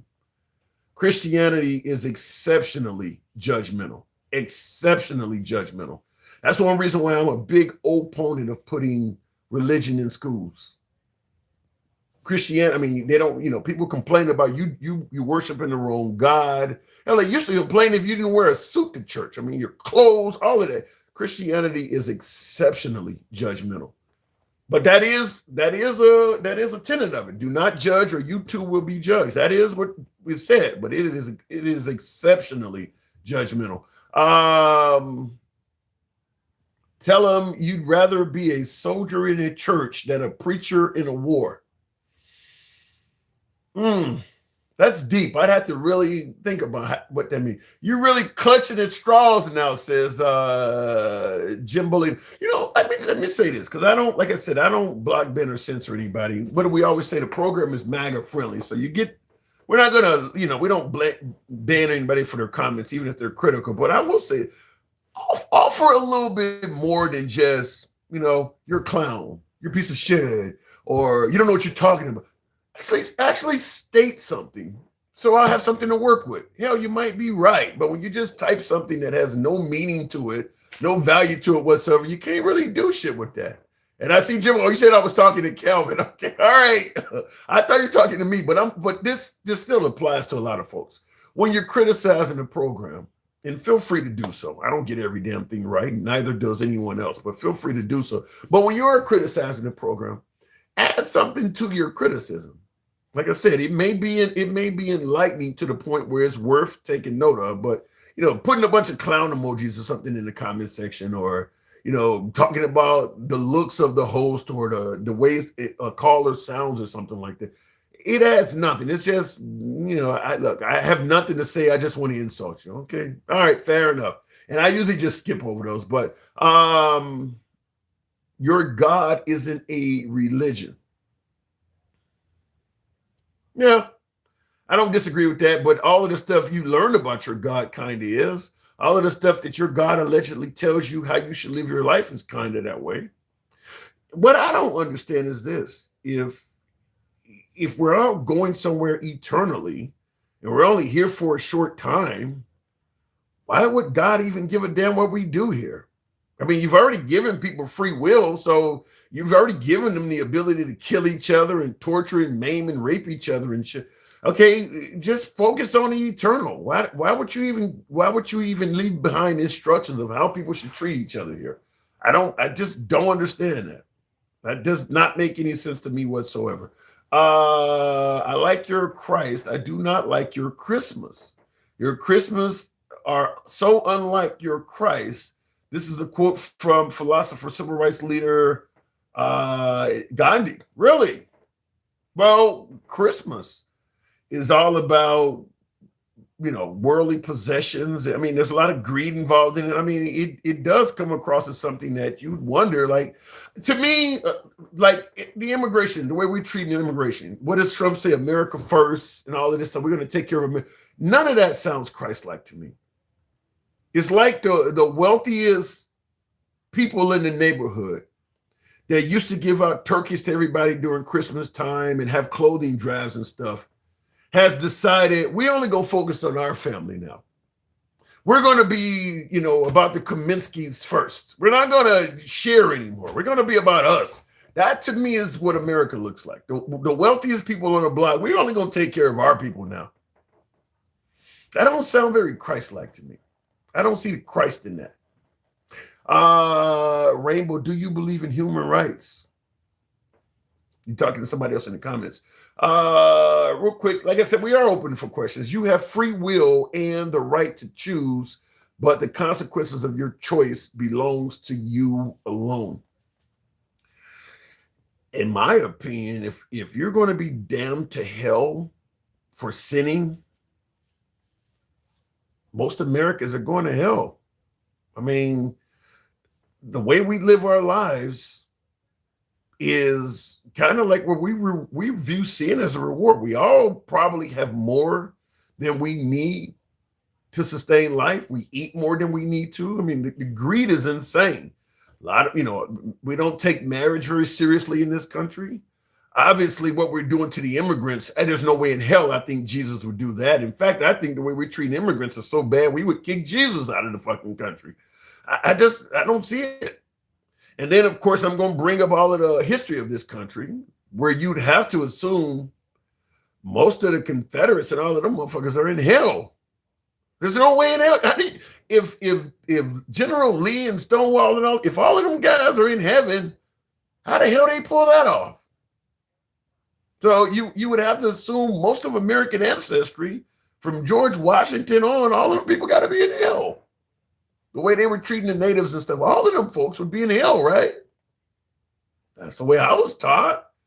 What they've done is not goodwill unto man. It came to the country, took it over, raped and pillaged everybody. How are they not in hell? So most of the patriots that we view in this country, the patriots throughout history, all of them folks, if heaven and hell is the way we claim it is, all of them would be down there, right? So, like I said, Christianity is confusing to me. If Jesus don't smoke weed, I'd be very surprised. You think Jesus was a weed smoker? Grandmaster Enclave says Jesus told you to follow the law. Look, slavery was a law in this country at one point. So if a slave escaped, essentially breaking the law in search of freedom, you think Jesus would tell him, take your ass back to the plantation? I don't know about that. I think that's something that was written by man to make their actions a little bit more justified. But like I said, if you're a slave and you run off the plantation, knowing that if they catch your ass, they're gonna beat you, if not hang you. Well, you know, the law says you gotta go back. Fuck that. Okay. Same thing with the Jews. If you're trying to escape Nazi Germany, you know if they catch you, they're gonna take all your possessions and send you to house. Well, you know, the law says you kind of gotta go back.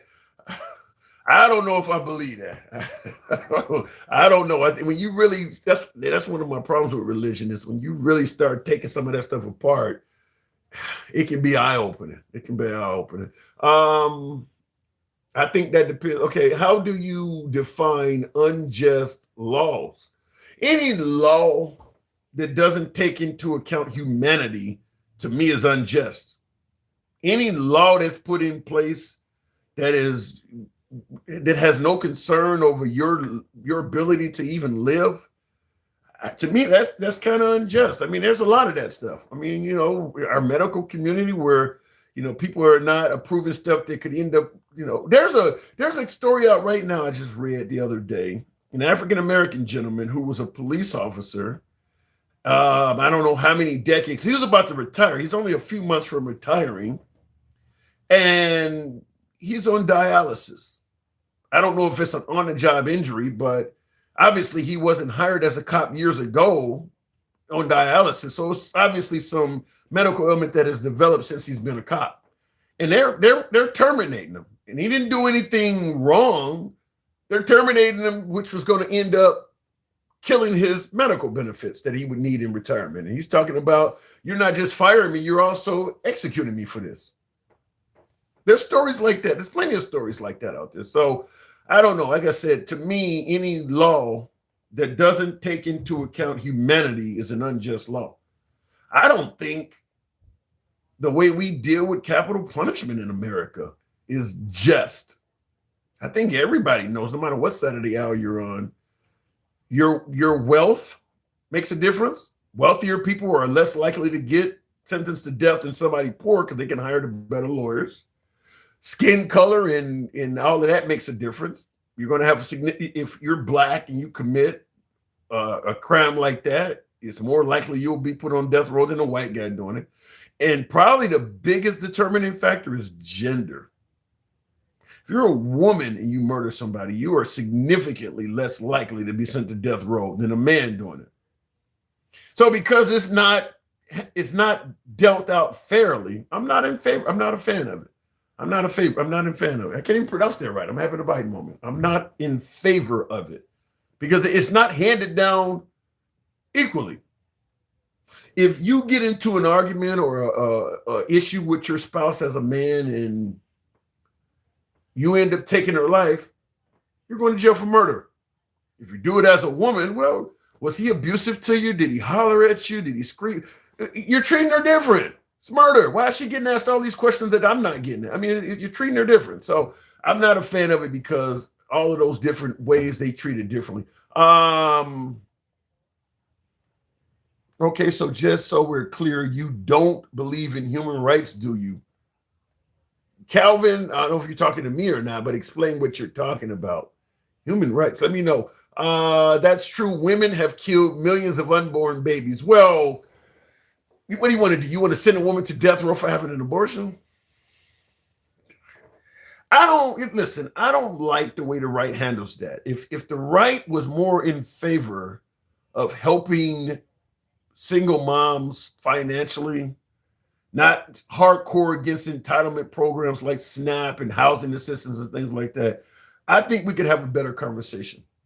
But to demand that that woman carries that baby to term, even if she's not a woman, by the way, even if she's a juvenile that gets pregnant, in some cases, even if the pregnancy is forced upon her, there are plenty of folks on the right that believe even if the pregnancy is forced upon the woman, she should have to give birth to the child. And then you're going to do nothing for her to help her once the child is born. I don't like that. Now, in the comments, you say murder is murder. Either you're against it or you're not. To me, if a woman has an infant at home and you're against giving her any type of help during her time of desperation, I don't see how you're really that much above being a murderer. I mean, we have it in this country to help her. I don't, she's lazy or she had too many kids. I don't think we should help her. I don't see how you're any better.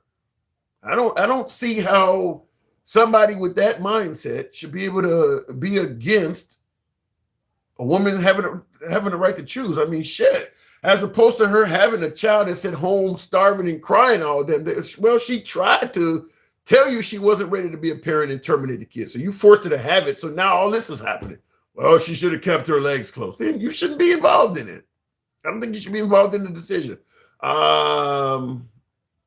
Reported, congratulations, little biatch. You're now on FBI's watch list.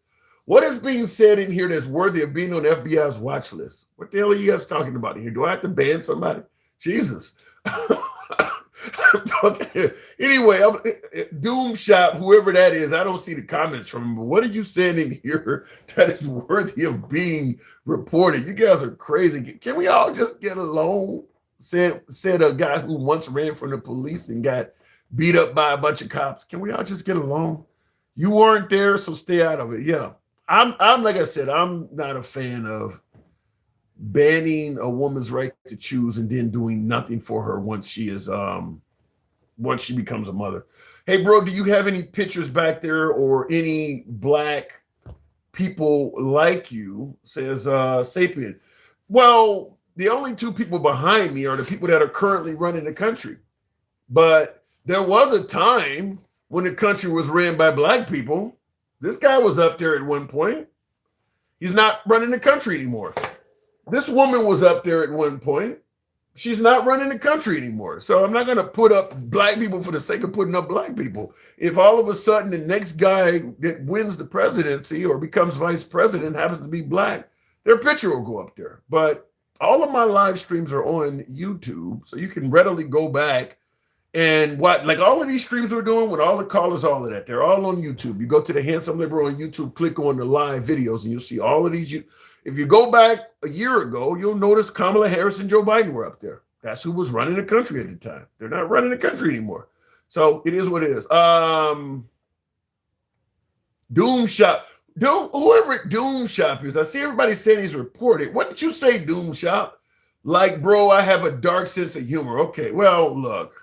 I don't know what the hell you said, but they obviously don't like your humor. What did you do? Joke about leaving package bombs somewhere or something? Goddamn. You been hanging around Brown University or something? Yes, it's a good idea to force women who don't want to be mothers. Surely they won't abuse those kids. That's a great point. I think it says shadow something. That is a great point. If somebody comes to you and tells you I'm not ready to be a parent, it's usually for a good reason. To ignore that and hope for Mother of the Year is just insanity. That is just fucking insanity. Now, I say the same thing about dads. A lot of women don't like when I say that, but I say the same thing about dads. If a man tells you I'm not ready to be a father, and as a mother, you go, well, shit, I'm gonna have it anyway. Okay. That dude told you the moment you told him you were in the family way that he wasn't ready to be a dad yet. And you decided I'm gonna have the kid anyway. Fact, that's fine. That's your legal right. Don't expect a great dad out of that guy. He told you ahead of time he wasn't ready. You just said screw him and did it. Just like if you were in the family way and you weren't ready, but the dad wanted you to have the kid because you wouldn't want him telling you what to do. So it should work both ways. I understand biologically only a woman can carry a child, but his opinion should matter a little bit more than it does in our society. His opinion does not matter as much, but he's telling you he doesn't want the child, and then when the child's born, you expect, well, why ain't he participating? Why ain't he doing his part? What the hell you think he told you? And I think that applies to women that want the right to choose, is that you don't force them to carry the baby to term, and then all of a sudden start wondering why they are not being a responsible parent. I don't think people understand that. Don't have sex equals no babies. No, it doesn't, Grandmaster Enclave. People get raped. You guys want rape victims to carry babies to term as well. So no, even that doesn't excuse what you guys are trying to do. Finally, a president that puts the American people first instead of terrorists. Fuck Joe Biden, fuck the Dems. Jeff Boo, here's what you say is quite common. That, people celebrate Trump finally putting the American people first. My response is simple. How? What has Trump did to indicate he's putting American people first?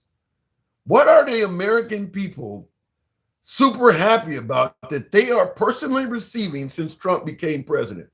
I'm not seeing it. I'm hearing farmers complaining. I'm hearing people in the tourism industry complaining. How are the American people being put first? The only thing I see Trump doing, which a lot of people like, is he's going after people who are perceived to not be Americans. Maybe you like seeing him go after those people, deportations, or make their lives miserable for some other reason. But in terms of you as an American, how is he putting you first? What is he doing for you? I don't get it. I see in the comments, he says gas prices, egg prices, secure borders.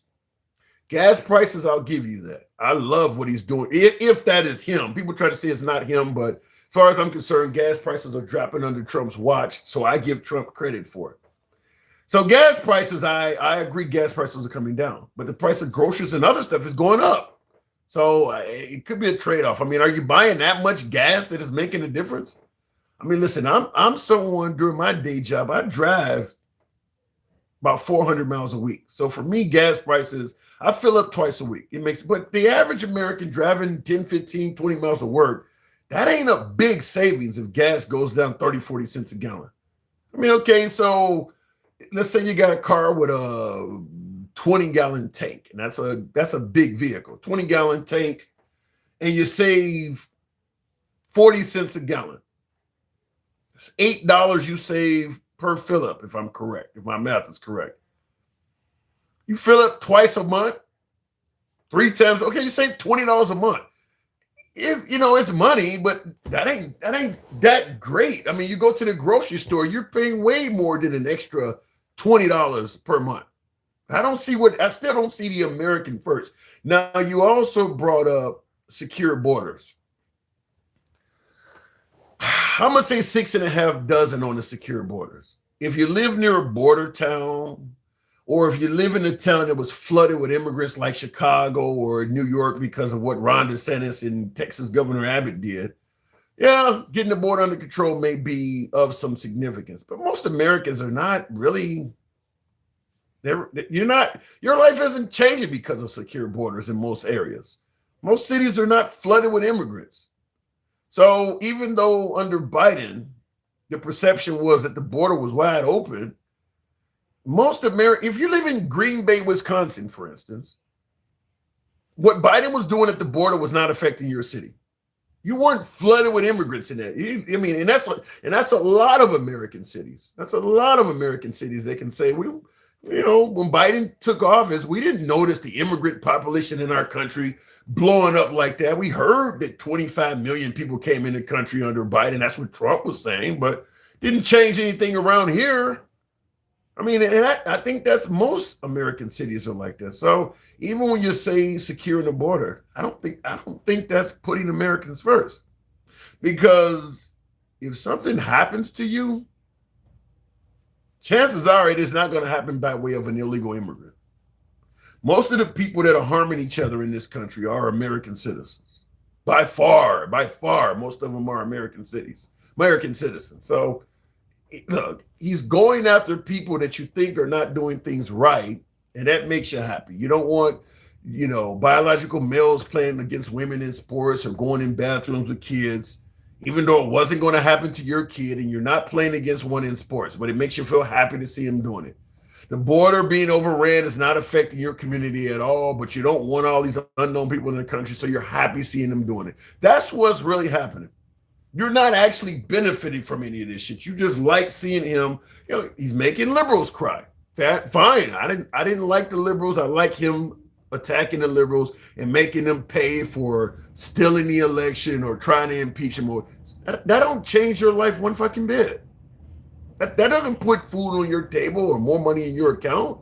Just makes you happy to see it happening. And I think that's what most of Trump's his victories are, is watching him go after people that you think needed to be sought after. But at the end of the day, that doesn't benefit you one bit. So when you say he's putting Americans first, how? How are Americans actually benefiting? Is what I'm asking. Trump doesn't follow the rules. Didn't even release the files today. You're not going to get those files from Trump. You're going to get those files posthumously, probably. That's what's going to happen. But by the way, that's why we're running a different type of show today. TikTok took us down because we were running in the censorship. The minute I started talking about Epstein, all of the numbers on YouTube, TikTok dropped, and TikTok banned my profile for a few days. So the censorship is in. They do not want you talking about Jeffrey Epstein. They don't want you talking about him. So that's why I haven't been talking about. We're going to come on here after Trump speaks tonight, and we'll be on the backup profile. So we'll be able to take callers and run the show as normal, but they don't want you talking about Epstein. In the comments, you didn't even get a chance to get Gangsta Grandma today. No, well, we did not. Greatest thing I hate is they were talking to people about how much the cartel was worth. And I'm like, we don't give a shit how much the cartel is worth. And that's another thing, too. With Trump claiming that the goal is to stop drugs from entering this country. I actually think that's a lie. Now that he pardoned that drug kingpin and gave no explanation for why he done it. No explanation at all. It made no sense to pardon a drug kingpin in the middle of a drug war. Makes no sense at all. That guy has put way more drugs in this country than anybody. He's blowing up on those boats, and he let that dude go. Not only did he pardon the guy, shaving 43 years off of a 45-year sentence. That guy was sentenced to 45 years in federal prison, June of 2024. Trump comes along this fall and pardons him completely. So he saved 43 years in prison dealing with Trump. But not only did Trump pardon him, he didn't even deport him back to where he came from. There is an Interpol warrant for that guy's arrest from his home country of the Honduras. So Trump not only saved the guy from serving a ridiculous amount of federal time here, he also helped aid and abet him from doing time in his home country because they don't know where he's at now. America did not even deport the guy. We don't know where he's at. He might be here in this country. He may have sent him to Argentina somewhere. We don't know where he's at. But we're supposed to be fighting against drugs, huh? While aiding one of the biggest drug kingpins in recent memory. Okay. We love Mexicans. Even the Mexicans hate the cartel.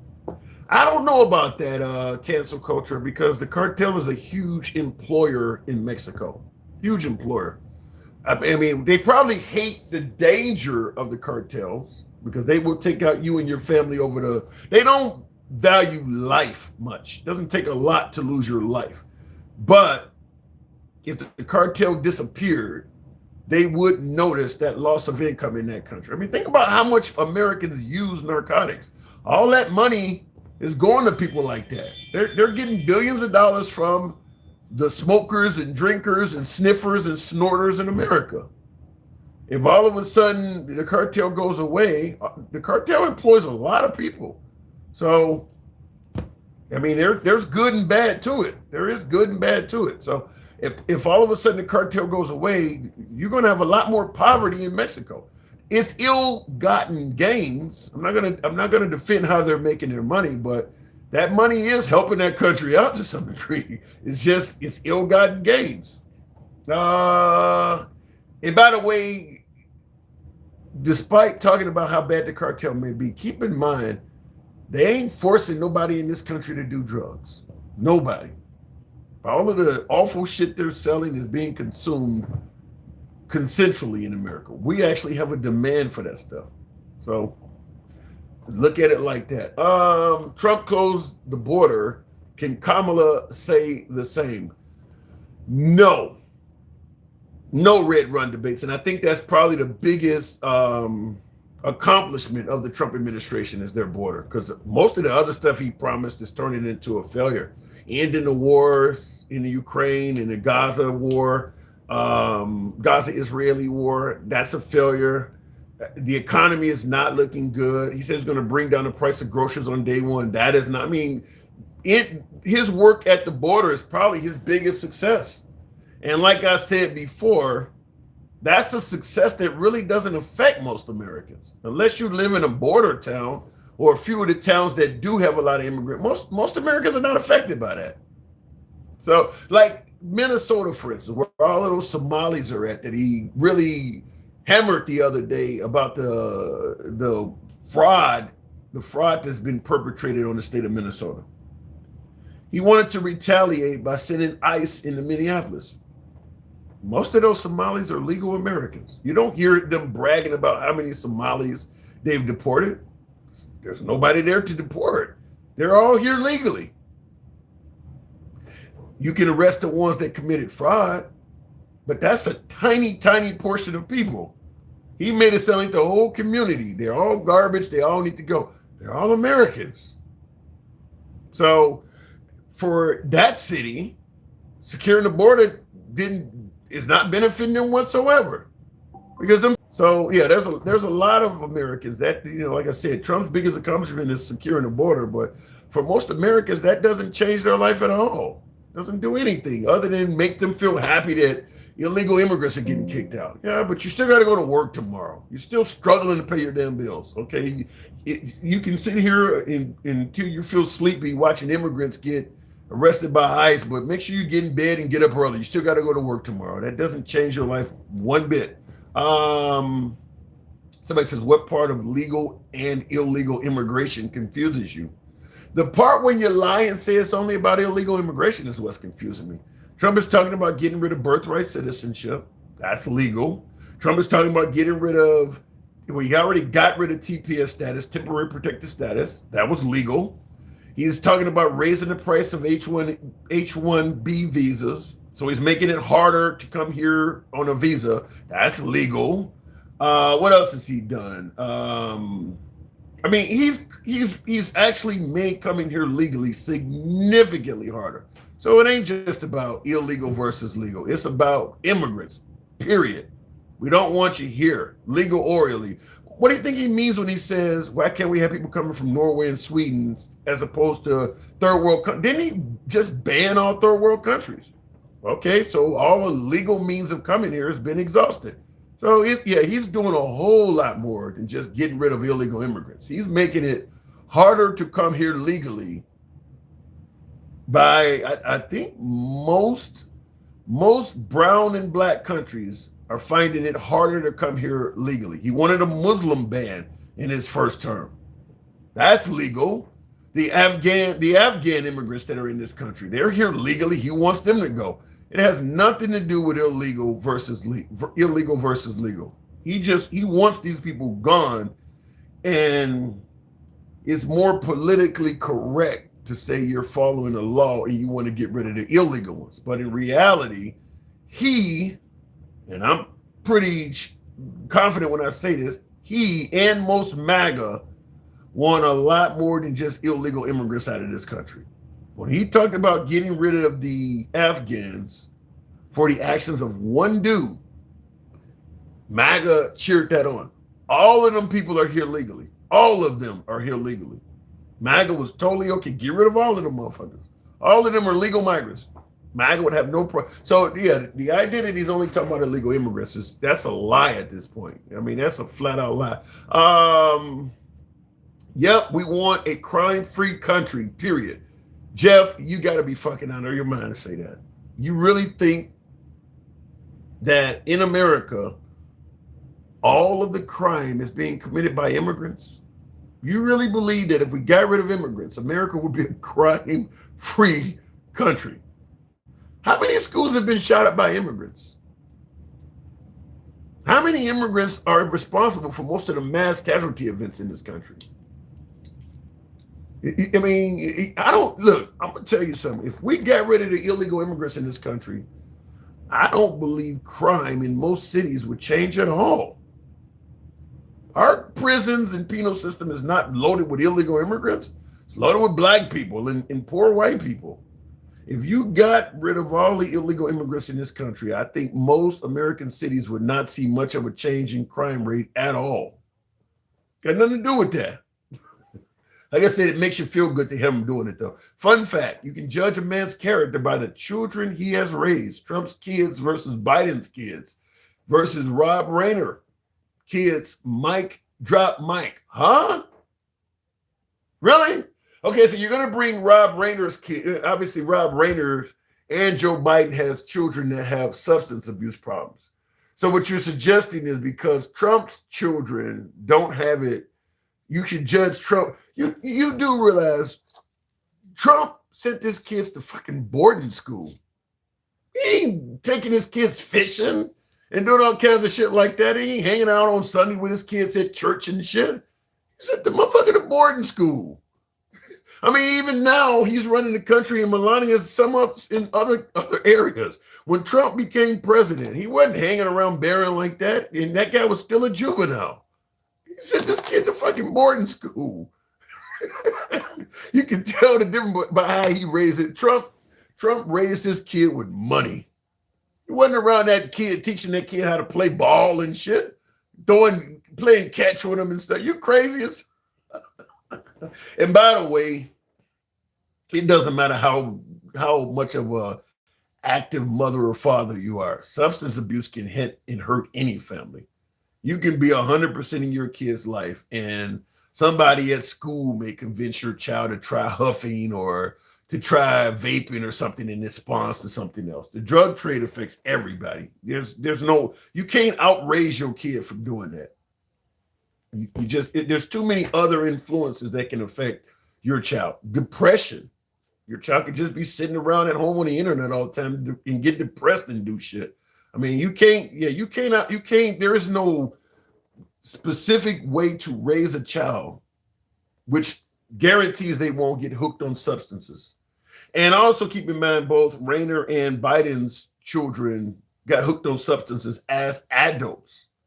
So even if you give your child a great childhood, that's not to say that they may not get divorced, may not get back pains and start using opioids. I mean, there's all types of things that can happen to them in adulthood. I mean, Hunter Biden is like 50 something.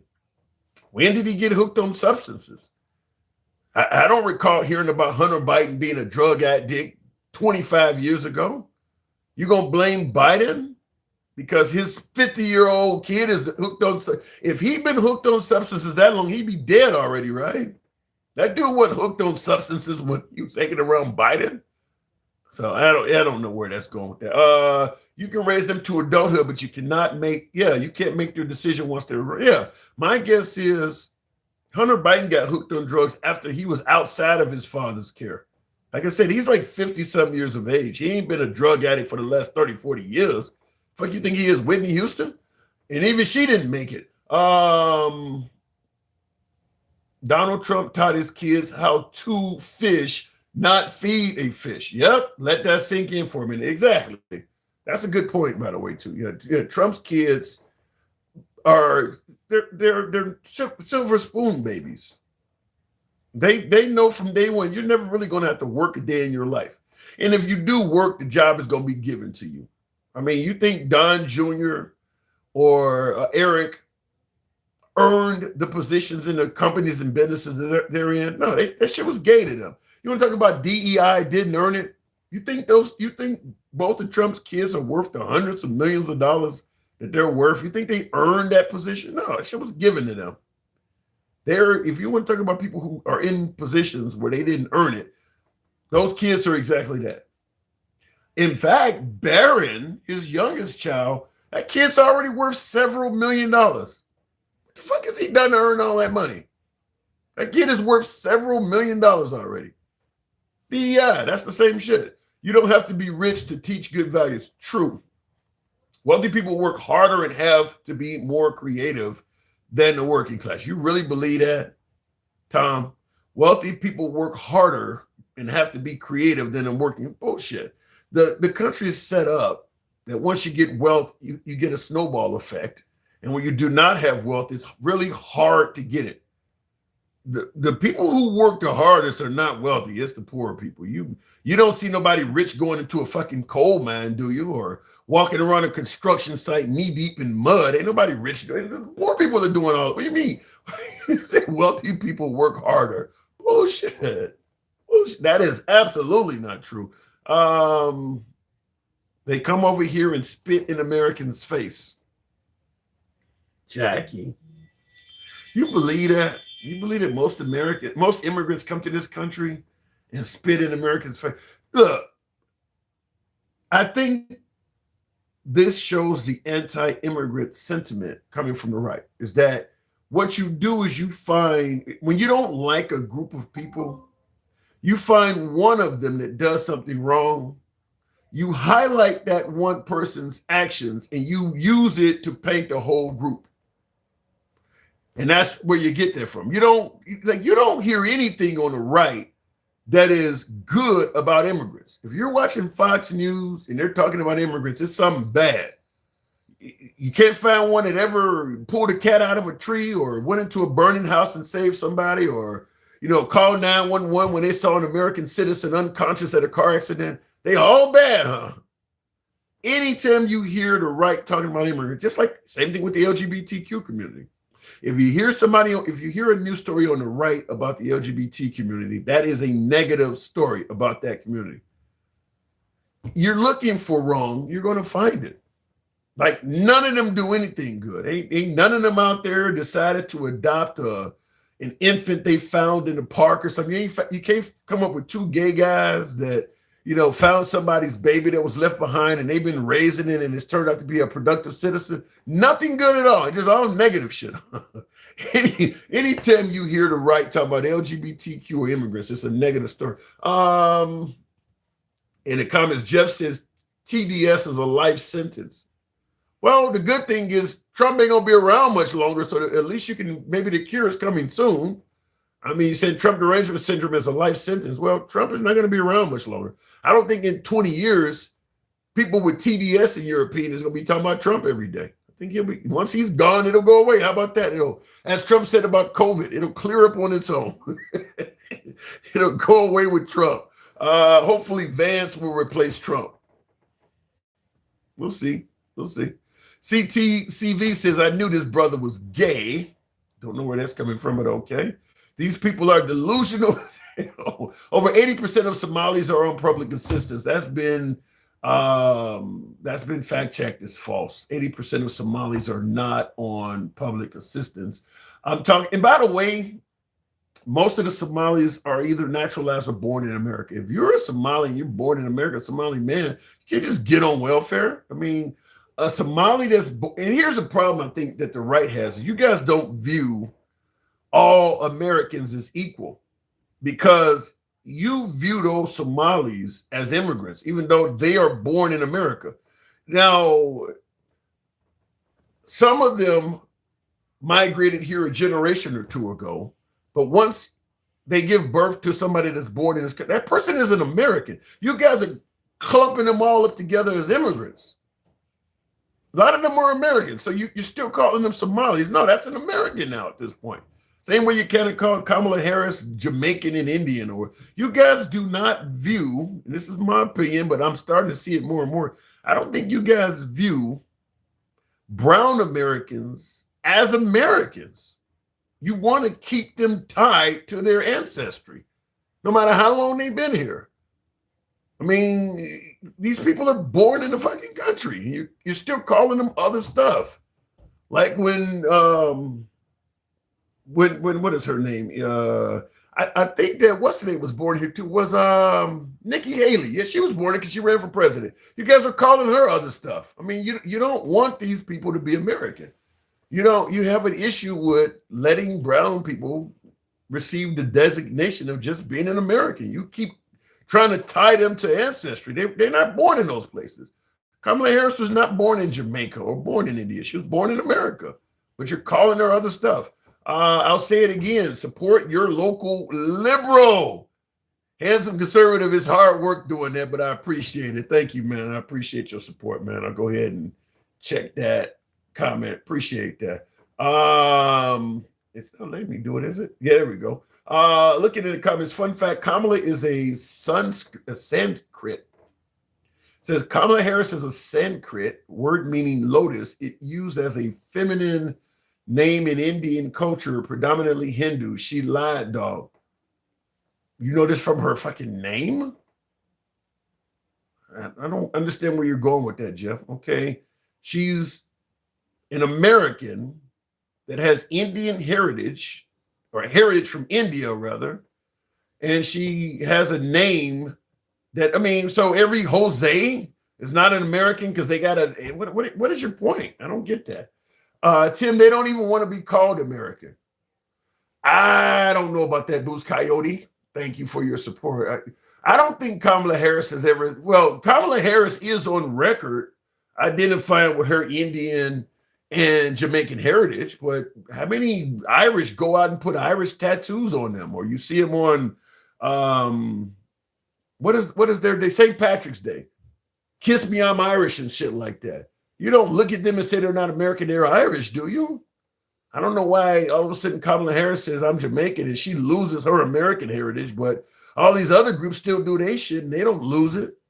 The Irish are still very proud of their heritage and they claim it all the time while they're in America. Nobody tells them they're not American because of it. So why should all of a sudden Kamala lose hers? Charlie says that's different. How is it different? Tell me, how is it different? If a Mexican goes around tattoos a Mexican flag or a Jamaican tattoos a Jamaican flag, you guys see them as other. But somebody walks around with an Irish clover leaf, or what is it called, a clover, or what? You don't see them as the same. You see them as okay with doing theirs. Tell me where am I getting it wrong yet? I don't get it. Trump pics slipped through the redaction gate. Really? I got on, because I'm not taking calls, I got on News Nation, but I haven't looked up to see what's going on. What kind of pictures of Trump slipped through? I'm curious to see if some of those girls that are being blacked out in the photos come forward and say, that's me. Because that's probably where we're going to finally end up getting to the bottom of this shit. If the girls are going to have to solve it. The Trump administration is not going to help you get to the bottom of the Epstein Files. I think that's pretty clear. I'll leave it up to you to decide why he's doing that, but you're not going to get to the bottom of this Epstein stuff with Trump. He's just not on board of doing it. He has his own reasons, whether it's to help out guys he think that are going to be wrong by coming out or whatever the case may be. But you're not going to get to the bottom of it with Trump's help. Tim, if you're looking for racism, you will find it. True, but sometimes racism can find you as well. But yeah, there are people out there like the Jesse Jacksons and Al Sharptons who have a history of being able to see racism in anything. They can look up at the sky and say it's white clouds. There must be. I mean, there are people like that find racism in anything. But there are also people who find racism in nothing, that can look at racism right in front of their face and say, that ain't racist. There's something else behind it. There are people like that as well. Because I tell you this, there is no era in U.S. history where people of color in this country were not complaining about things that were racist. And there's no era in this country's history where there were not a large portion of white America saying, I don't know what you're talking about. That's not racist. You know, even during slavery, you're getting free housing and free food. I don't see what you're complaining about.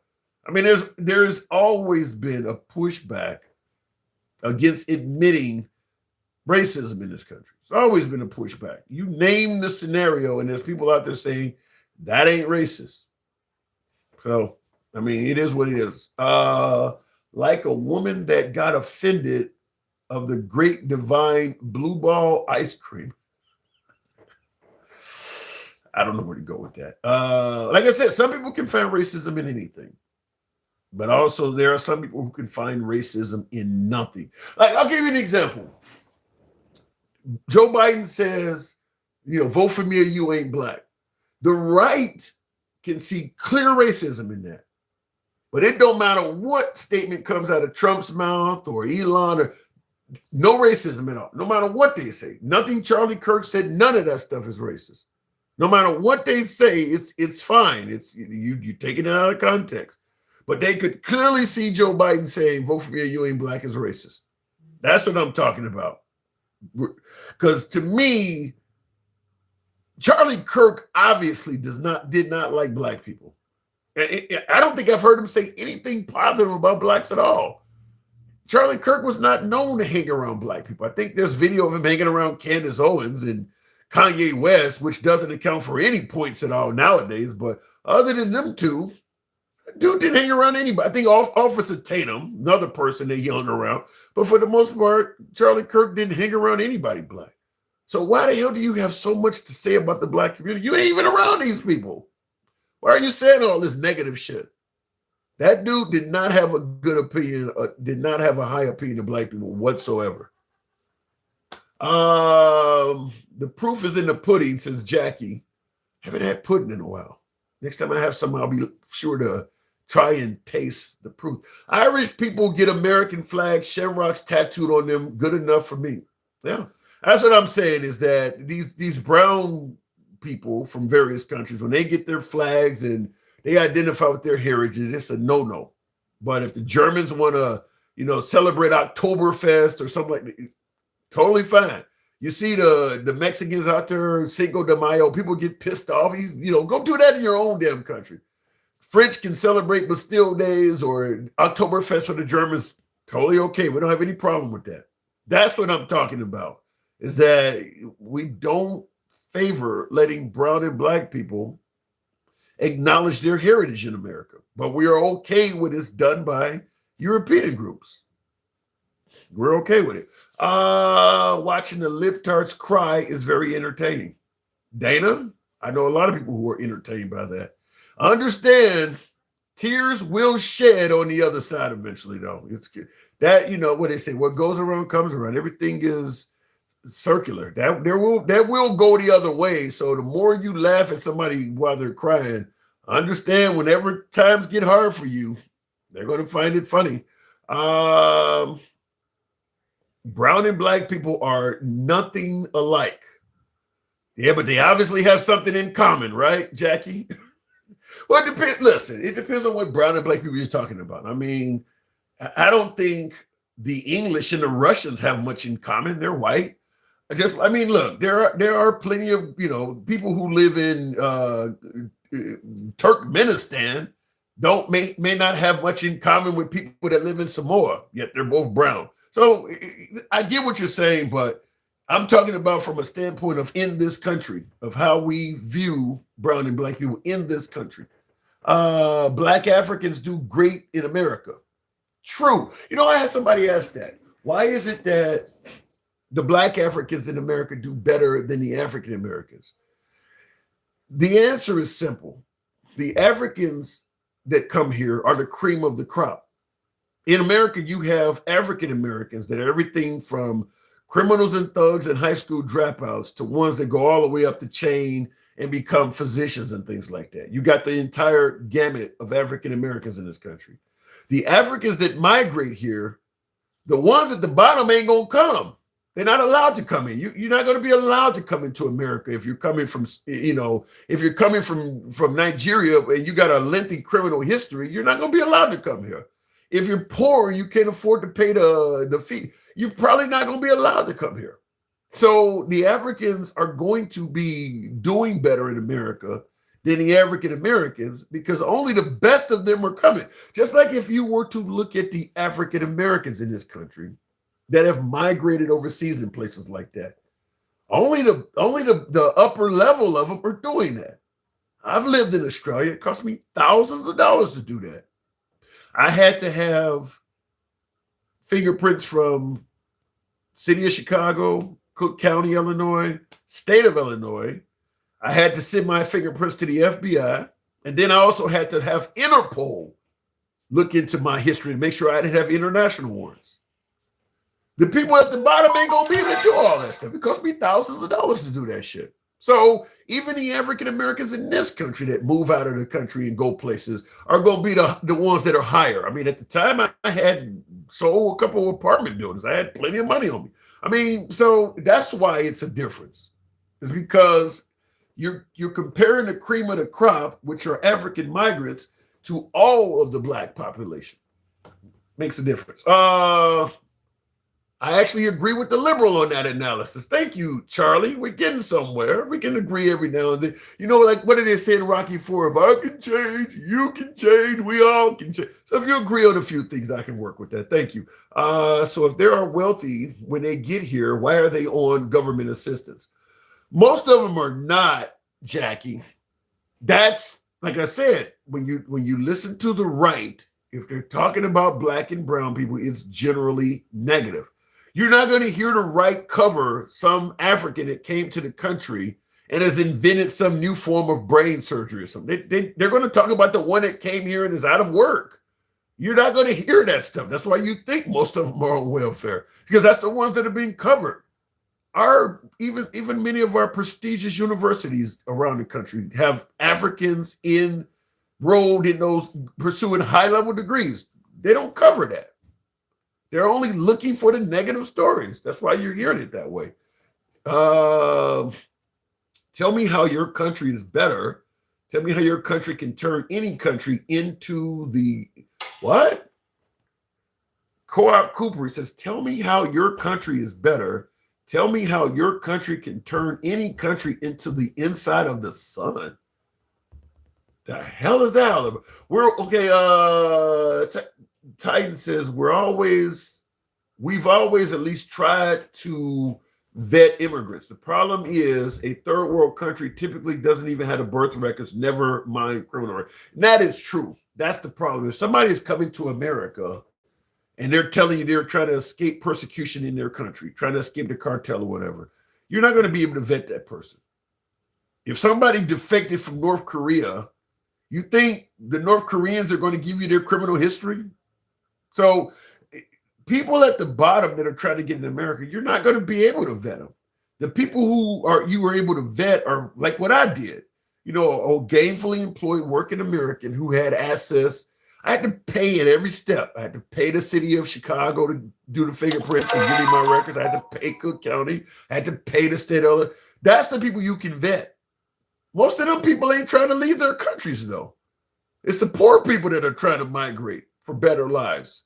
And often in those cases, usually those people are not going to be able to provide you with the information you need to vet them. Like a lot of the Afghanis that were fleeing the Taliban. The Taliban ain't going to give you their criminal history. You're not going to be able to vet them like that. You got to go to the village and maybe talk to a few elders and ask a few questions, but they're not going to provide you with that information. Somebody leaves Russia and comes to America. Russia's not going to tell you. Russia probably has a warrant for their arrest for leaving. They're not going to help you out. So I think saying that you want to vet migrants is a real savvy way of saying, I don't want certain people to come here. I don't have to say I don't want them to come here. Just say you want them vetted, because I know they can't get vetted. So don't tell people you don't want them to come. Just say you want them vetted. It sounds logical. It sounds reasonable, but in reality, it's disqualifying them. Most third world countries, if you require the immigrants be vetted, that would disqualify most third world countries, because there's just no way to do that. And that's a better way of saying it than blocking brown and black people. You can do things. It's kind of like when they had when they were trying to prevent blacks from voting, and they just simply said, you can vote if your grandfather had the right to vote. Well, when those people's grandfather was around, he was a slave. He had no freedom at all. So if you tell the population you don't have to pay a poll tax if your grandfather was able to vote, only people gonna fit through that are white people, because all of the black people's grandfathers were all. I mean, you can say stuff in a way where you're getting your point across without saying something that's nasty, even though the outcome is the same. And if you say I want everybody to be vetted before coming here, that's a more intelligent way of banning people from a lot of those poor third world countries, because you know they can't do that. You know they can't do it. No screaming from Karens without BBC. What are you saying there? Yikes. Why would anyone from first world countries want to come to America? Business. Our laws are tailored more favorable to getting super wealthy than a lot of first world countries, because our taxes are far less. Like, if you listen, we have far less entitlement programs than most places in Europe, for instance, or even Australia, where I came from. I mean, they have more. If you fall flat on your face in Europe, Australia, New Zealand, places like that, there's a lot more programs, government programs, that'll help you out. Where that money comes from, rich people, comes from the working class. If you want to not have to pay that, America's a great place to be. We don't have anywhere near as many entitlement programs, which is why the rich in this country get significantly richer than they do in many other countries, because we don't really take care of our people like that. You don't get health care. Most first world countries give you universal health care. Most first world countries give their people a lot more free education, a lot more working holidays they get in most first world. I mean, there's a lot of things that the actual working class citizen gets in those countries that you don't get here. And yet you still have people saying in America, well, people don't work hard enough here. Like, shit, most jobs you get in America, you start off with 1 or 2 weeks vacation per year. Like, when I lived in Oz, their jobs start out with 4 weeks. You start out at 4 weeks per year. And then they have more public holidays. But even their low-level, entry-level jobs, you start out with 4 weeks of vacation per year. You got to work in America, you got to work probably 15, 20 years at most jobs before you get 4 weeks of vacation. You got to damn near be close to retirement. Not just land fully owned carcinoma. I don't know what you're saying there. Ohio State Medical has plenty of doctors from Ghana. Yeah, there's plenty of them around. And like I said, they don't cover that. The right is not going to tell you about Indian doctor. I mean, we know all of these people are here, but the right is not going to highlight them or give them any credit at all. Even if you watch Fox, even when they have a medical story and they have to bring on a doctor as a political commentator, it ain't going to be African or Indian. They don't even bring them up to talk to you. Like Sanjay Gupta on CNN, you're not going to see that stuff on Fox. It's going to be some white dude, maybe some black dude, but they're not going to put on one of those people. But the other networks will. Like I said, they don't portray immigrants in a good light. They just don't. The Epstein Files are not out. Why are you constantly carrying water for this pedophile president? Why? How am I carrying water for well, first of all, Trump has not been confirmed to be a pedophile. So that in itself is wrong. That's not a confirmation. And listen, a lot of folks believe Trump may have done it, but there's no confirmation. So I'm not going to convict the guy without any proof. Straight sex offender. Somebody said straight sex offender. I'm not going to say he's innocent because I don't have any proof of that either, but I'm going to say he is innocent until proven guilty. And right now, I don't see any proof that Trump has taken the innocence of a child. So right now, he's innocent until proven guilty.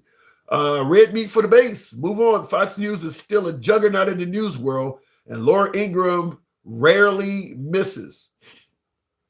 I think that they miss a lot. And because you like them, you just ignore the misses. What they did on the 2020 election is astoundingly bad.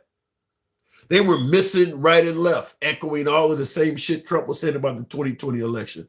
Fox News, after the 2020 election, to me, Fox News, which is why they don't use the term fair and balanced, they lost all credibility, Judge Jeanine Pirro was on the night of January 6th saying that was Antifa. Like, You're in a fucking studio in New York. How the hell are you yelling on Fox News Airways that that's Antifa?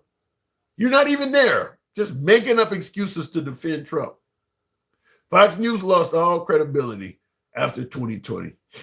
I stopped watching Fox when they called Arizona in 10 minutes. Yeah.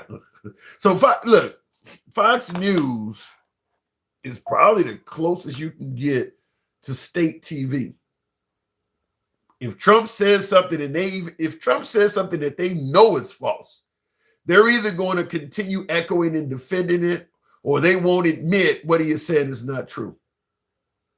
I mean, there is nothing fair and balanced about Fox anymore. That network is pro-Trump all the way. Pro-Trump all the way. And I mean, you can tell, because I've been watching Fox since 98, 99. You know, back when Shep Smith, I think at the time, some of the original anchors was Shepard Smith, who's long since quit. Obviously, Bill O'Reilly left in 2017. Who else was? Neil Cavuto was one of the early ones. I mean, I've been watching it that fucking long. And Trump is doing a whole lot of things I've seen them really adamantly criticize other people doing. And now all of a sudden, they either turning a blind eye to it or defending it. How they criticize Obama for being on the internet too fucking much, or how much he played golf. All of that stuff's totally okay now. It's totally okay when Trump is doing it. So it is what it is. And then, of course, in recent time, how they acted when people criticize Charlie Kirk. And then Trump talks about the, whatever the guy's name that played Meathead on All in the Family that just died the other day. Now Trump goes out there and says that. Not a lot of outrage. Not a lot of outrage. I have to say, I mean, that guy got stabbed to death. You know, probably died in a manner that was just as heinous as how Charlie Kirk died. The only difference is you didn't see it happening, but he was stabbed to death. So guarantee that is messy, bloody, all of the same shit that Charlie Kirk went out in. Trump said all that awful shit. Nobody had, you know, a few people on the right said a little bit about it. Bobart doubled down on Trump's statement. So, yeah, Fox News has no credibility. Rob Rayner, yeah, that guy. That guy was stabbed to death by it. So you can almost rest assured he probably was stabbed multiple times. Happened in his house on the kitchen floor. You can assume it's probably pools of blood. I mean, it was probably just as graphic as Charlie Kirk going out. If you've ever seen somebody get stabbed to death, and I've seen many accounts of that on the internet. Have you ever seen it? That is graphic as hell. And he did both his dad and his mom like that. And here comes Trump with that type of commentary. Same guy who went ape shit when people talked about Charlie Kirk.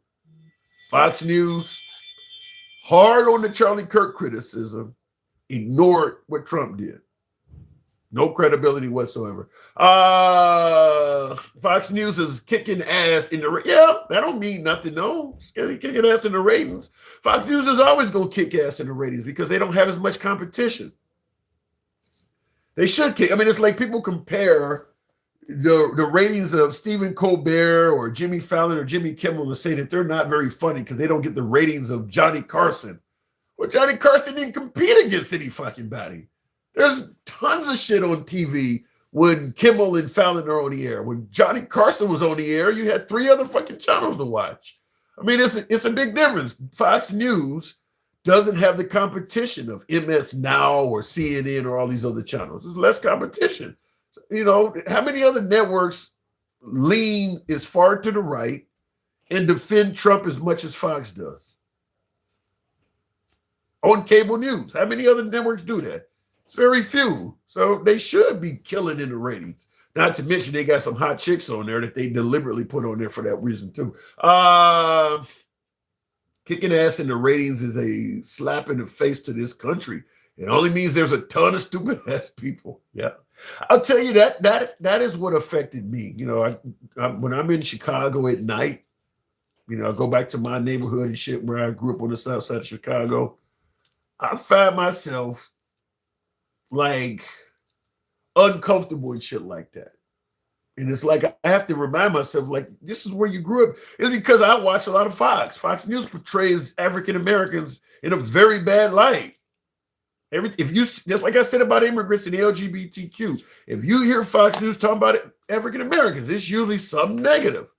I can totally understand anybody who watches a significant amount of Fox having an adverse view of the LGBTQ community, brown and black immigrants, and black people, African Americans, black people. I can see it. If you're watching, because I used to watch a lot of it. I don't watch as much now. I watch many networks. I do throw in left-wing shows like The View and stuff like that. But I used to do it throughout the course of work, a day at work. I would have Fox News on the whole day. I mean, I knew the whole fucking lineup. You know, all the way from Harris Faulkner's show all the way up to the 5 when I got off. I knew the whole lineup. All of the Glenn Becks that don't used to be in the middle. You know, Glenn Beck show was before the 5, and before Glenn Beck, it was The Big Story with John Gibson. I knew the whole lineup. I could totally understand anybody watching that stuff and having those views, because it portrays all of them in a terrible light. All of those stories are negative. All of them are. Then answer the short question memory problem. Are there Bulgarians there? You're talking to somebody else. Merry Christmas, chat. Merry Christmas to you, Paul, as well. We'll be obviously on many times between now and Christmas, but Merry Christmas to you as well. Okay, here we go. He's pulling out the race card again. I am? How so, Dana? What does that say? Dana Denal? I don't know if I'm pronouncing your name right, but let me know how. State your questions in the comments. If it's political, I'll answer your question. You want to know how I feel about something or what I'm getting wrong, you can tell me that as well. And how do you feel about yourself, Tim? Feel like I'm overweight? At 300 pounds, I'm 6'6", 300 pounds. I feel like I'm overweight. I can't wait till the summer where I can get out on my e-bike and ride bikes and stuff like I used to. So I feel like I'm overweight. I feel like, what else do I feel like? I feel like I don't have enough MAGA viewers. By the way, I'm going to Vegas in a couple weeks. I'm going to try to go to Trump's hotel. Maybe I'll put on the MAGA hat and see if I can ask MAGA some questions. How about that? These folks be tripping but can't see Trump throwing out race cars all the damn time. Like I said, there are people who see race in everything and people who see race in nothing. Trump could literally call a black person a nigger, and they would say it was a joke or you took it out of context. See race in nothing. What Elon Musk did with the Roman salute, clear as day to the rest of the world. Trump supporters, he's on the spectrum or something. Like, who the fuck has autism and starts throwing up Hitler salutes? See racism in everything or see racism in nothing? Anyway, looking in the comments, that's why you're not scared in Chicago. You're 6'5". No, listen, you motherfuckers got guns. 12-year-old will blast your ass. They got nothing to do with being big. Being big is not a, what do they call it? Not a, I forgot the term they're using nowadays. But it ain't something to brag about anymore. Being big, people ain't fighting with hands no more, man. You see these road rage incidents? Most of the time you see a road rage incidents, they only throw hands so long before somebody pull out some kind of weapon. People grab shit immediately nowadays. Motherfuckers don't even believe in just a fair fight. You kick my asses over, I kicked your asses over. People want to kill you. That's why I strongly advise. I don't care if fucking Tattoo from Fantasy Island get out the car. I'm not getting out the car doing a road rage incident. Never get out your car doing a road rage incident. You just do not know what's on the mindset of people. Dude might have just came from court and his ex-wife took everything he owns. He might have just got fired from his job. You just don't fucking know. Doing road rage incidents, do not get out your car. I don't give a fuck how big your ego is or whatever. You may die right there on the double yellows. People get out the car all the time. Like, you never gonna see this motherfucker again. Yeah, he cut you off in traffic. You never gonna see this dude again. Just drive off. Yeah, he's blowing a horn at you. He gave you the middle finger. You're never going to see this dude again. It is not that serious. It is not. Grifting. Yes, that's what I was looking for. I gifted you a sub on Rumble. Thank you, handsome conservative. By the way, I am on Rumble for my beloved MAGA. If you use Rumble, follow me, the handsome liberal on Rumble. I do want to start doing more lives on Rumble, but I got to get more of an incentive. So if you folks on Rumble, feel free to follow me. Also, the handsome liberal on X. We're verified. So follow us on X. I don't know if I can take callers on X. I've done lives on X. By the way, we're on Truth Social, the handsome liberal on Truth Social. We do post some some shorts there. I do want to expand it, but if you use those platforms, show your boy some love. Follow us on those platforms. The right always has an enemy, a scapegoat. I think both sides have enemies and scapegoats, but the right has more of them because the Liberal Party is more inclusive. So you can only have so many scapegoats on the left, but on the right, it's not a very inclusive party, so they can have plenty of scapegoats, which is why I often say that it's easier to be a Republican politician than it is to be a Democrat politician. Because as a Democrat politician, you gotta kind of try to adhere to the wishes of all sorts of people: Muslims, blacks, whites, Hispanics, fucking gays, trans. All of these people have a seat at the table in the Liberal Party. You heard what happened with Kamala Harris and Joe Biden. Genocide Joe gotta go. People pissed off at him because he's not dealing with Gaza the right way. Trump comes along, fuck Gaza. I'm pro-Israel. I don't give a damn about Gaza. And the right is fine with that. As a right-wing politician, straight Christian white males, really, as long as you adhere to the satisfaction of straight white Christian males, you got most of your support.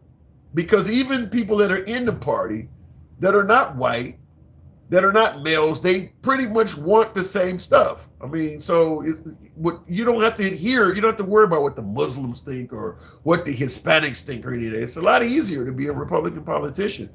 You just got really one group to focus on. You Americans from USA are divided and conquered. How are we conquered? Conquered by who?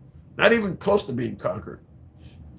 Why are you here in USA? Says Vernon. I don't know what you guys are talking about that one, though.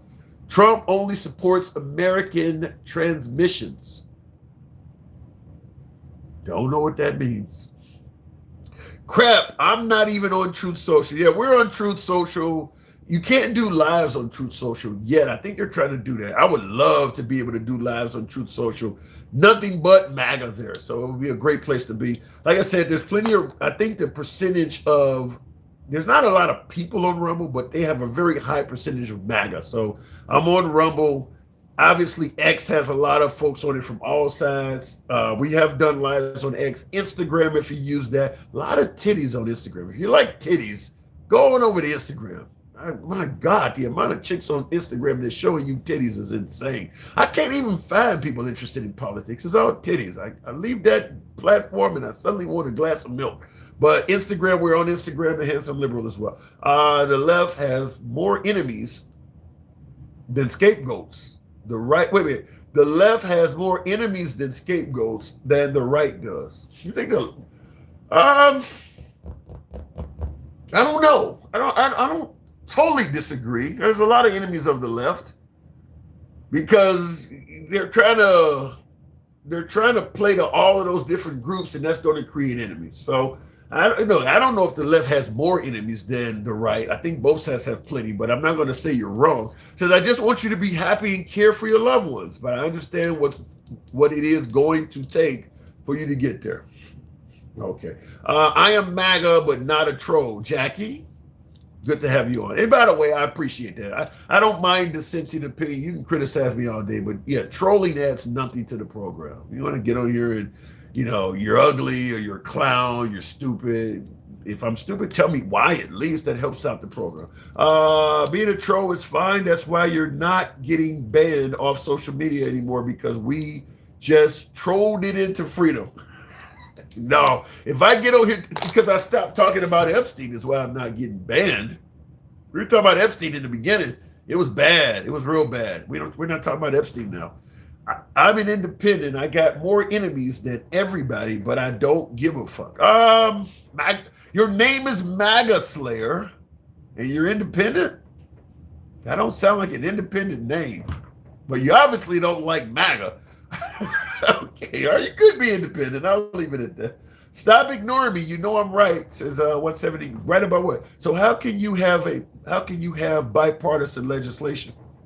Well, bipartisan legislation just means both sides voted on it. Doesn't mean equally.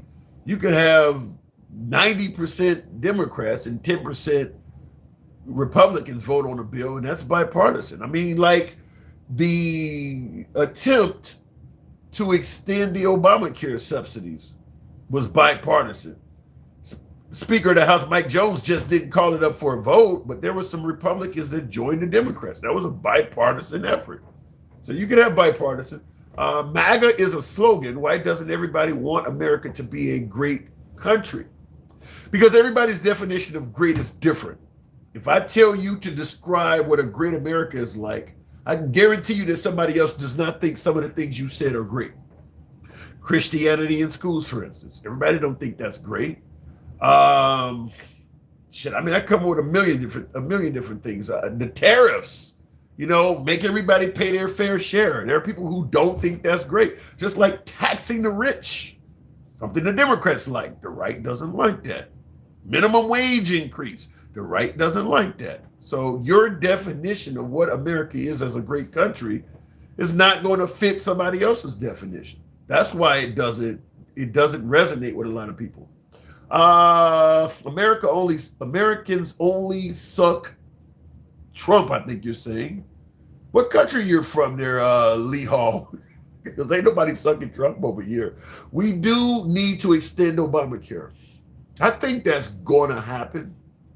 I don't think Trump wants to do it. I think in Trump's case, he would be happy to extend Obamacare if it was called Trump care. I don't think Trump really is concerned with health care. I think he's more concerned with the fact that it's named after Obama. If you can get Obama's name off of it, I think Trump would be okay with it.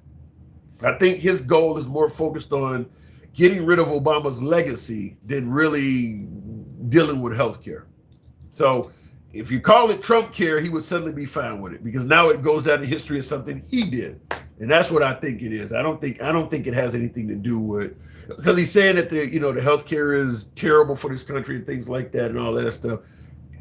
If he did it, I don't think he would have a problem with it. Obamacare is horrible, says Charlie. It's horrible to you, but to somebody who has no healthcare at all and they suddenly have it now, it's great to them. I mean, there's a lot of things that are horrible to people that don't need it because they're not focused on the people that do. SNAP benefits may be horrible to somebody who's worked every day in their lives. But if you lose your job and you fall on your ass, it suddenly looks pretty good now. So Obamacare sounds horrible when you don't need it, when you got a good job and an employer that's providing you with health care and things like that. Sounds great. But if you ever need it, your opinion might change. The USA would better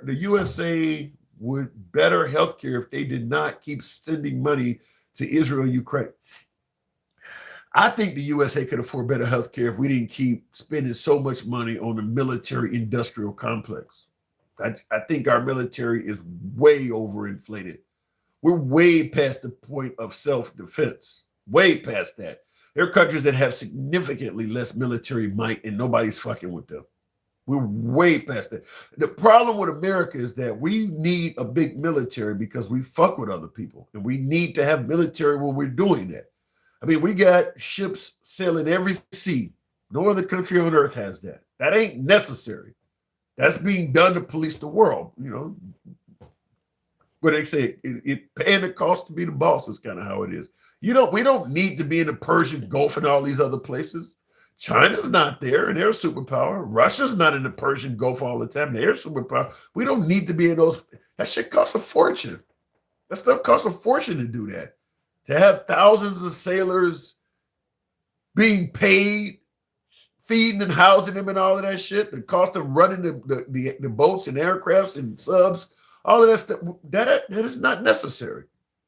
Most of the danger that our military finds themselves in is when we are over in other people's countries. You don't have a lot of U.S. military personnel getting killed on U.S. soil. If we just did like all the other countries do and took care of home, you want to talk about America first, how about bringing them home and letting them take care of America? You could park a few ships on the coast, San Diego and on the coast of Maryland and shit like that, and make sure America, you don't need to be thousands of miles away. That ain't necessary. That's where people get killed. So I really do think that we could do a lot more for our own citizens if we weren't busy paying the cost to be constantly involved in other people's business.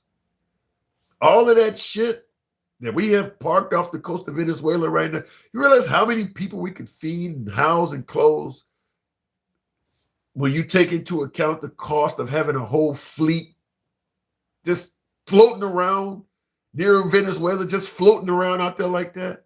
Each one of those boats that we're celebrating that got blown up, the missile that's blowing up these drug boats, $500,000 missile to blow up a few keys of whatever it is on that fentanyl or coke or whatever, $500,000 to blow that up.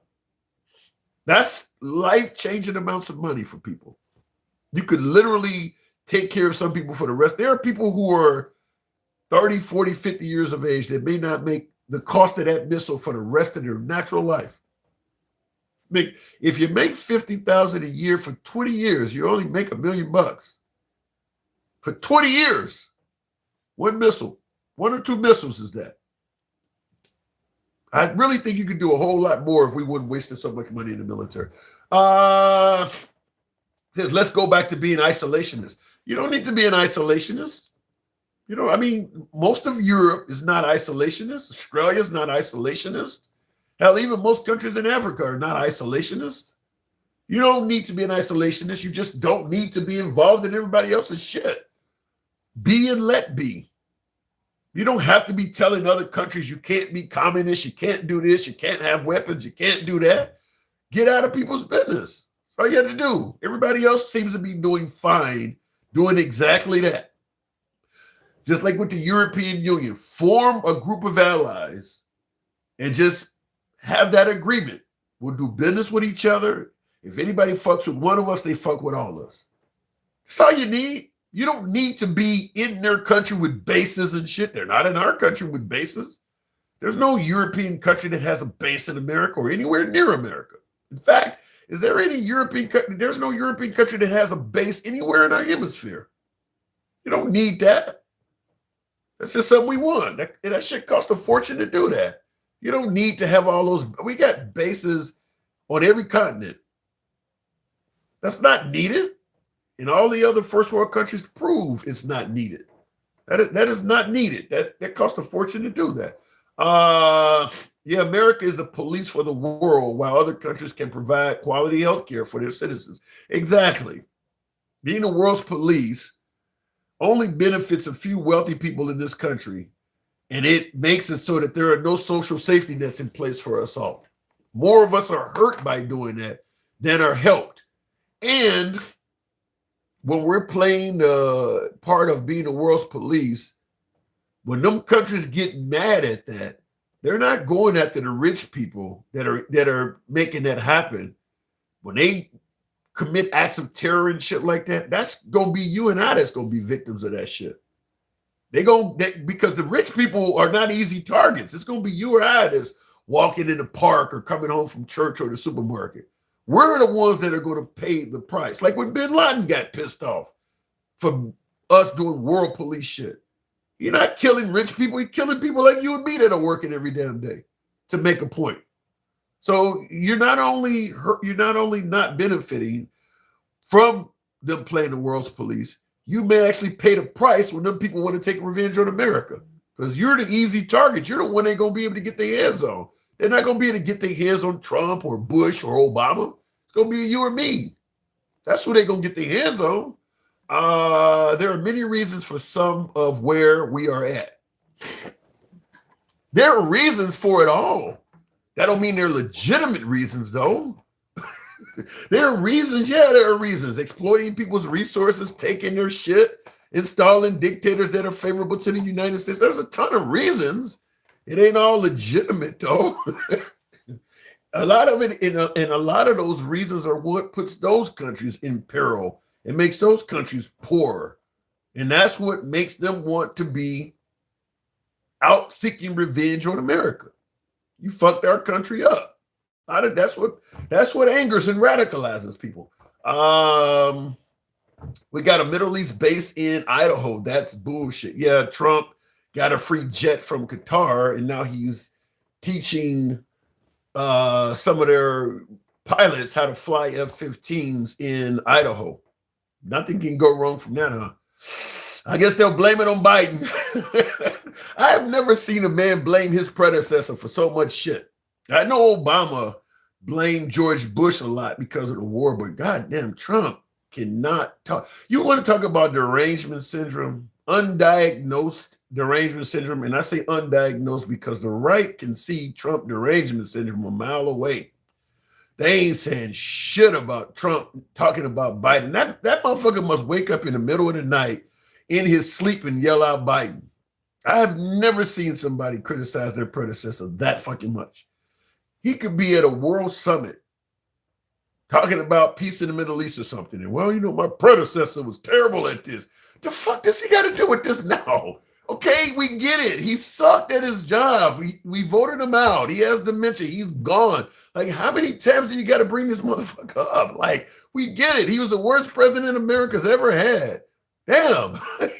Like, you want to tell me what derangement syndrome is without telling me that that's in it? Then you have a biased definition of derangement syndrome. If you can see derangement syndrome and you don't attribute Trump as having it, then your whole definition of derangement syndrome is biased. Because when you ask MAGA, give me your definition of derangement syndrome without mentioning Trump, and they give you their definition of what it means to have derangement syndrome, there's no way to deny that Trump has that. Well, derangement syndrome means you can't stop talking about the guy, or you blame the guy for everything, or he's always coming out. How the hell does that not apply to Trump? He's doing exactly all of that stuff. So if you can see derangement syndrome, but you don't see Trump as having it, then you have a bias detection meter in you. That's the sign of a weak man. Probably why it's been married 3 times. Well, no, I don't think Trump blaming Biden is a sign of Trump being weak. I think he knows his base very well. His base loves him to villainize people, just like they love hearing about crooked Hillary. I mean, anytime Trump speaks to you, he's criticizing somebody. I can't blame him for doing it. It's worked very well for him. I've been to a couple of Trump rallies, and that's all he did was criticize people during that time. You know, when he was running, he was criticizing Hillary when I was there. I mean, that's all he does. Every time you hear him give a speech, the theme of his speeches are bad guys. If he's talking to the people, there's a bad guy, whether we're talking about immigrants or, you know, transgender and women's sport, there's a bad guy. All of his speeches have bad guys in it. It's worked very well for him. So I can't hate him. I mean, an old dog, new tricks. If it's worked for you, keep doing it. I mean, but that's what he's done. All of the stuff he says has bad guys in it. In the comments, Dana, he says that Biden was embarrassing. Biden was so embarrassing. And I'll just say the same thing I just said a minute ago, just like with Trump derangement syndrome. If you see Biden as embarrassing, but you don't see that for Trump, because Trump falls asleep in public, Trump stutters and talks about shit that makes no sense, and just all of the same complaints about Biden. I mean, the only thing missing is him falling off his bike, and that's because he doesn't ride a bike. All of the stuff that we criticize Biden on, now that Trump is starting to get in the same age range that Biden was in, he's doing it all too. Forgetting shit. I mean, he's doing rambling on like an old grandpa. He's doing all the same shit. You're just not hammering him for it the way you hammered Biden for it. He's doing all of that same stuff. So you're saying that Biden was embarrassing, but you're just giving Trump a pass for doing the same stuff. I mean, the guy talked about during the Civil War how great it was to see soldiers defending airports, even though the invention of the airplane didn't come to over 100 years after that. If Biden said that, it would have been all over Fox. Trump said it, zero coverage. Marjorie Taylor Greene said Trump was extremely mad at her for voting to release the Epstein Files. He should have answered her damn phone calls. Marjorie Taylor Greene was not trying to be enemies with Trump.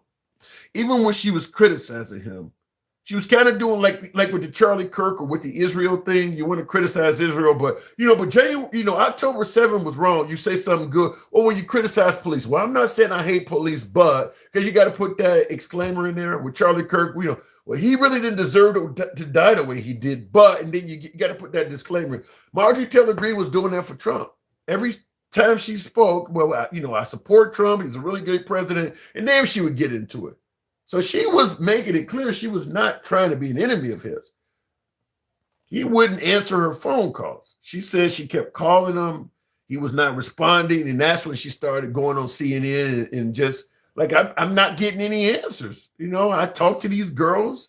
I believe they were raped and things like that. I just want to help them out. And this guy is totally stonewalling me. And of course, the more she talked about it, the more angry Trump got, and then boom, she became a rhino. I think Melania Trump could become a rhino if she didn't say the right thing. That man will turn anybody into a fucking rhino. Marjorie Taylor Greene is just as far right as Trump is. How the hell did she become a rhino? Anybody could become a rhino under Trump's watch. Trump smells little boys. You sure that didn't apply to Biden? Was doing it. Trump smells little boys' bicycle seats. Ugh. Really? What the fuck? I ain't never seen them like that. There wasn't any airplanes before 1960s. Yeah, that's not true. The Wright brothers were in the early 1900s. You want to tell me there was no air? Well, okay, you're pointing out. Oh, Robert Kennedy, who said 19? Because obviously the World War II was before 1960. There was plenty of airplanes. No, he said the Civil War. Trump said soldiers defending airports in the Civil War. So no, there was no airplanes during the Civil War. Even the invention of the automobile was not even there yet. So he said airplanes in the Civil War. Back when cancel culture was a big thing, and projecting and your projecting was an easy way to sell you pills, huh? Trump has high IQ. Person, woman, man, camera, huh? I don't know what Trump's IQ is. I just know that if you ask Trump to give an analysis of himself, everything's going to be an A+. He's going to have a stellar IQ. His grades at the Wharton School of Finance are probably going to be top 2 or 3. I mean, anything Trump, even when he took a mugshot, he gave out Jason Momoa type measurements. I mean, the guy sounded like he was a fucking rock. I mean, anytime Trump is required to give you an explanation of himself, don't believe it. It's going to be way above and beyond what it. When he came down the golden escalator and told us his net worth, it was $15 billion. That has turned out to be patently false. I think he took his grades and didn't want people to know how he did in school because those were not as high. I mean, his inauguration was the largest crowd. It was even larger than Martin Luther King's I Have a Dream. I mean, the guy gives numbers that are just false. It doesn't matter how you feel about President Trump. Just understand, do not take his numbers on face value. It doesn't matter what he's giving you numbers about. If exaggerating those numbers will benefit him, expect those numbers to be exaggerated. How many votes he won by, all of that stuff, all of the numbers he give you are inaccurate, which is why I'm strongly telling you, don't believe what he's saying on the tariffs or how much money, when he gave you numbers about how much money Doge was saving, numbers were greatly exaggerated, and they've been able to show that. His inflation numbers are not accurate. I mean, any numbers he gives you, he's telling you the price of gas was like $1.98 a gallon at one point. Any numbers he give you, you got to question those numbers. He does not give out accurate numbers. He just does not. His amount of illegal immigrants coming into the country. I literally went to a rally and saw him tell us that under Biden, 8 million illegals came in this country. We need to do something about that. And then saw him on Fox News the same night telling people that 12 million had came in. The guy just throws numbers out there. Just don't ever believe his numbers. His numbers come from anywhere. I'm not saying he's the only politician that does it, but his numbers are not accurate. Trump is a great man. Enjoy his presidency, says Corey. Oh, so far, I'm all right. He hasn't done anything that's helped me or hurt me. And my guess is he probably hasn't done much to help or hurt you either. Most of the stuff he's done is made liberals cry and went after things that liberals don't like, or liberals like immigration, LGBTQ, stuff that most Americans are not dealing with. You know, protecting the integrity of women's sports. How many Americans does that shit really even affect? You know, the same thing with a lot of the stuff he's did with the border issues. Most Americans ain't living in an area that's being overrun by illegal immigrants. That stuff has no effect on most Americans that are going to work every day. Illegal immigrants are doing nothing to hurt, help, or do anything. No effect whatsoever. That now the tariffs are different. Tariffs are different. Black unemployment is high as fuck, Tim. So he's hurting a segment of people. That is true. Once again, that hasn't hurt me, but yes. Now, at one point, he was bragging that he was creating jobs and lowering Black unemployment. That was during his first term. But what about the sexual offenders? Are they hurting anyone? If you're a sexual offender, you've already hurt somebody. What is your point? That's already happened. Past tense. Quit playing the blame game. Try being better. Who's being blamed? What are you talking about? Life sucks. Wear a helmet. Trouble is going to come. Trouble is going to go. True. But at the end of the day, it's up to you to make you better. Depends on how much trouble you encounter. You can encounter trouble to the point where it ain't up to you to make you better. Depends on how much trouble you end up getting in. Some trouble can be insurmountable. Depends on what you like. I was watching a video earlier today of this guy in Georgia that had his driver's license suspended because he had a DUI in a state that he's never been in. He had a DUI coming out of New Mexico. Apparently somebody with the same name and nearly the same birth date in New Mexico, which is a significant distance from Georgia, had a DUI. In the state of Georgia, where he's never had a DUI, decided to suspend his license based on it. And you hear him detail all of the effort that he's been putting in to get that corrected and how he's getting a runaround from the DMV. And I think he was an Uber driver or something. So he had a driving job. So obviously he's not able to work when they've taken his license away. So you say, some trouble is insurmountable. Ain't nothing he can do. He don't have the money to hire a lawyer. I mean, he was pleading with the news outfit and they were trying to get involved and help this man get his license back. He's getting screwed around by the government. So sometimes trouble can be insurmountable. Cost him his job and all of that. By no fault of his own. He didn't do anything wrong. Even the state of New Mexico was sending Georgia stamp sealed letters saying, this is not the guy. The guy in question is in our state. This is a mix-up. And Georgia was still giving him the runaround and not refusing to give him his license back. Stuff like that happens to people all the time. Get fucked over by the government. He pardoned a rapist and terrorist. Damn. Trump has pardoned some really bad people. I'm a white man married to a white woman with white children. Might be a bit racist. How is that racist? Okay. I'm a white man married to a white woman with white children. Might be a bit racist. Oh, you might be a bit racist. Okay. But you work in Baltimore, Philadelphia, Brooklyn, the Bronx, Harlem. I see from the outside in. Well, a lot of that comes from this. If you already have an adverse feeling toward a group of people, you don't need to watch but a few of them do something wrong before you demonize the whole group. Black fatigue is a perfect example. I see black people online committing mob robberies or BLM doing shit, and that makes me have black fatigue. Meanwhile, you know damn well it doesn't matter how many times you see crooked cops, you're never going to have police fatigue. It's because you already had an adverse opinion toward black people. I don't have to see but one or two Somalis committing fraud. I got an adverse opinion towards Somalis.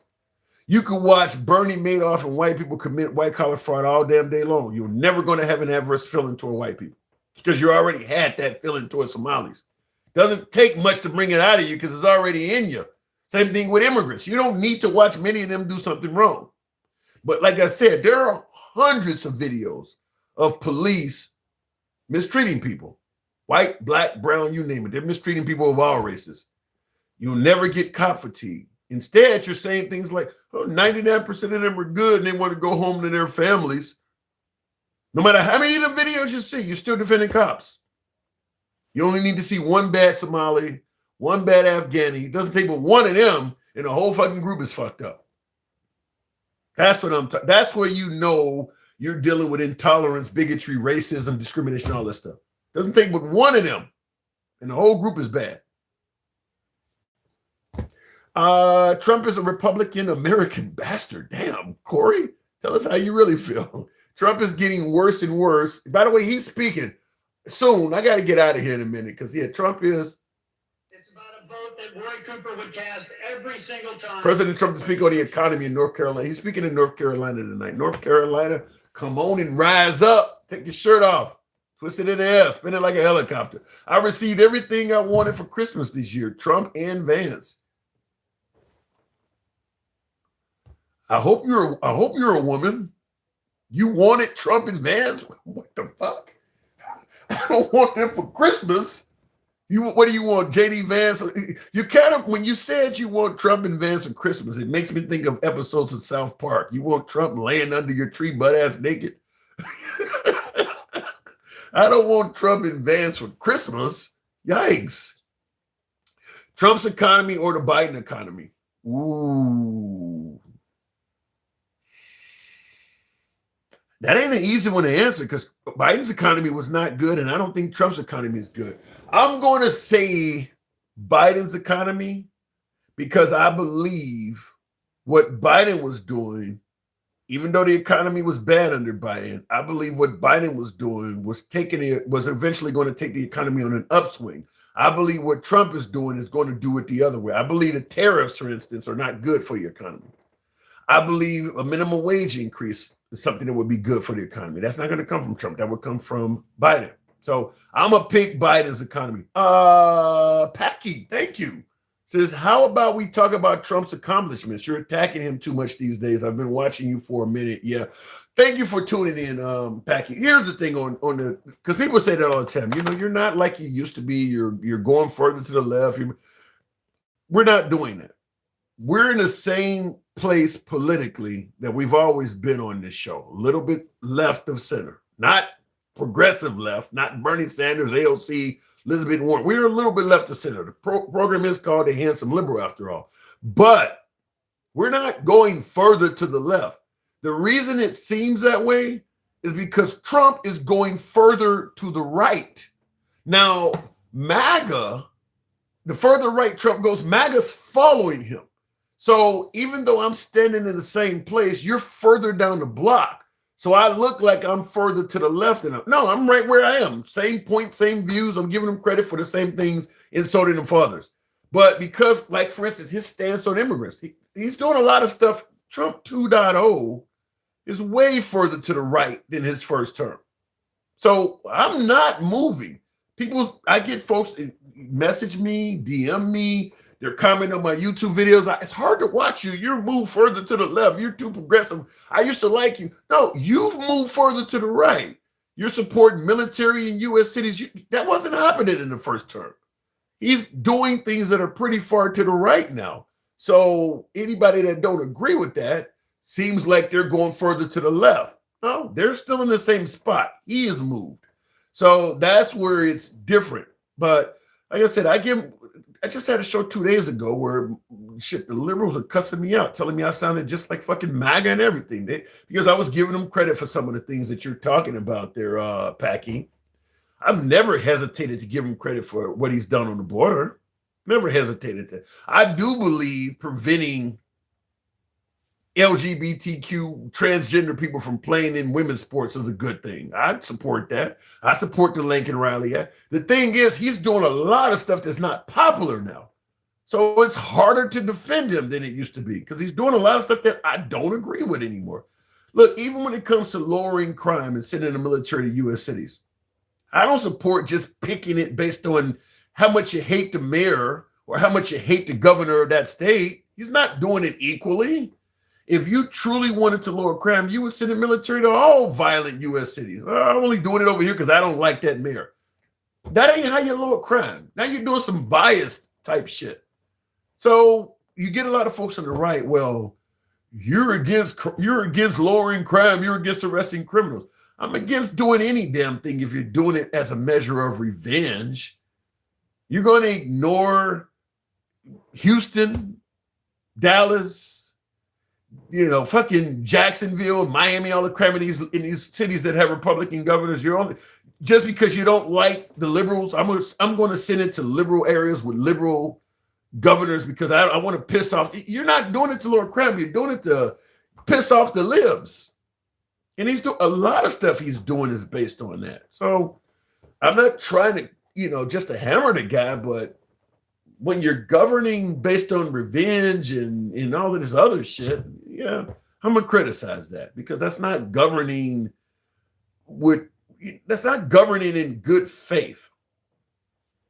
We can bring up other politicians you believe they were fucking with him or trying to arrest him or trying to prevent him from getting whatever. That don't justify him doing this stuff. Even if you think Biden was trying to fuck with him or Biden's DOJ was weaponized, well, doing the same thing, if you thought it was bad when Biden is doing it, then it should be bad when Trump is doing it. Doing it in reverse don't make it legit. If you think that MSNBC or CNN is biased, then but you don't have the same opinion about Fox, then you're okay with biased media, for instance. It's just, like I said, so it's not that we're changing at all. It's that he is changing and we're not following him on that. For instance, Trump is doing a lot of stuff now that MAGA would have called fear mongering if you had told them if you had said this time last year, now that you guys did not elect Kamala Harris, I bet you, as she said, because Kamala Harris did say this, I bet you he's going to be using the military on his own people. You guys would have said that's Democrat fear mongering. Or he's going to try, I bet you he's going to go down to Venezuela and try to take out the list. This fear mongering. He's doing a lot of stuff that you guys would not have even admitted that he was going to do. He's moved further to the right. That's all I'm saying. Doesn't take one. We can all have a bad day or interaction. I'm 50 years old. I compile data and statistics. Is Tim, Lisa, Sarah, Tommy gonna rub me wrong or Orlando?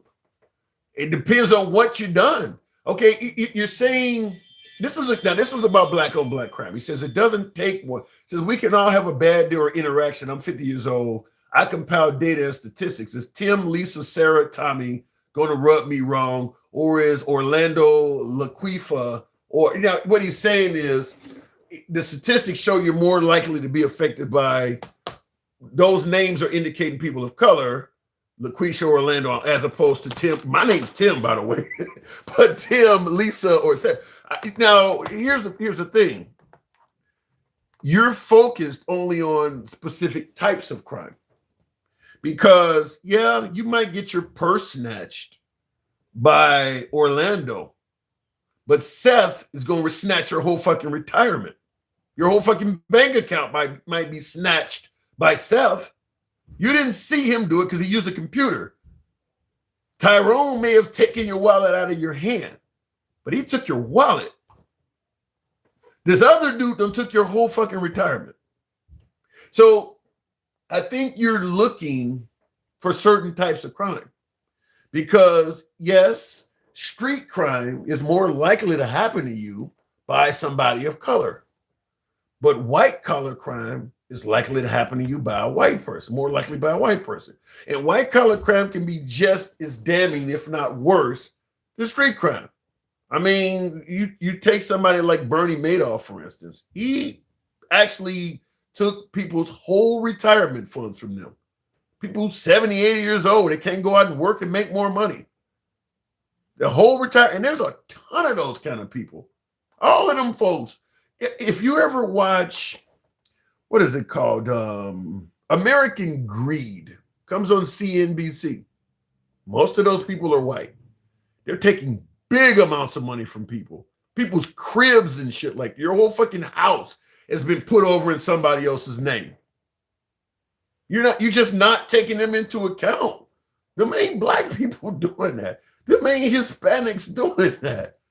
Them white people are doing that shit. You just ain't giving them credit for it. You just noticing the criminals you see on Fox News. Fox News ain't telling you about them white collar criminals that are defrauding the U.S. military out of billion-dollar contracts and shit that your tax money is paying for. No, they're covering welfare cheats. Here's a woman that has been cheating the welfare system and getting $500 a month in food stamps when she's secretly working and she's buying lobster with it. They're covering her, getting an illegal $500 a month, stealing a total of $6,000 a year from the federal government. Meanwhile, this other guy that's been telling the military that they need additional F-35 parts or something that are not even being used, taking 9-digit amounts from the military. You don't see that on Fox. They're not covering that. The big shit, the stuff that actually matters. So yeah, you're right. Tyrone is liable to fuck with you in your face, but you don't have to be accosted in person to get really mistreated.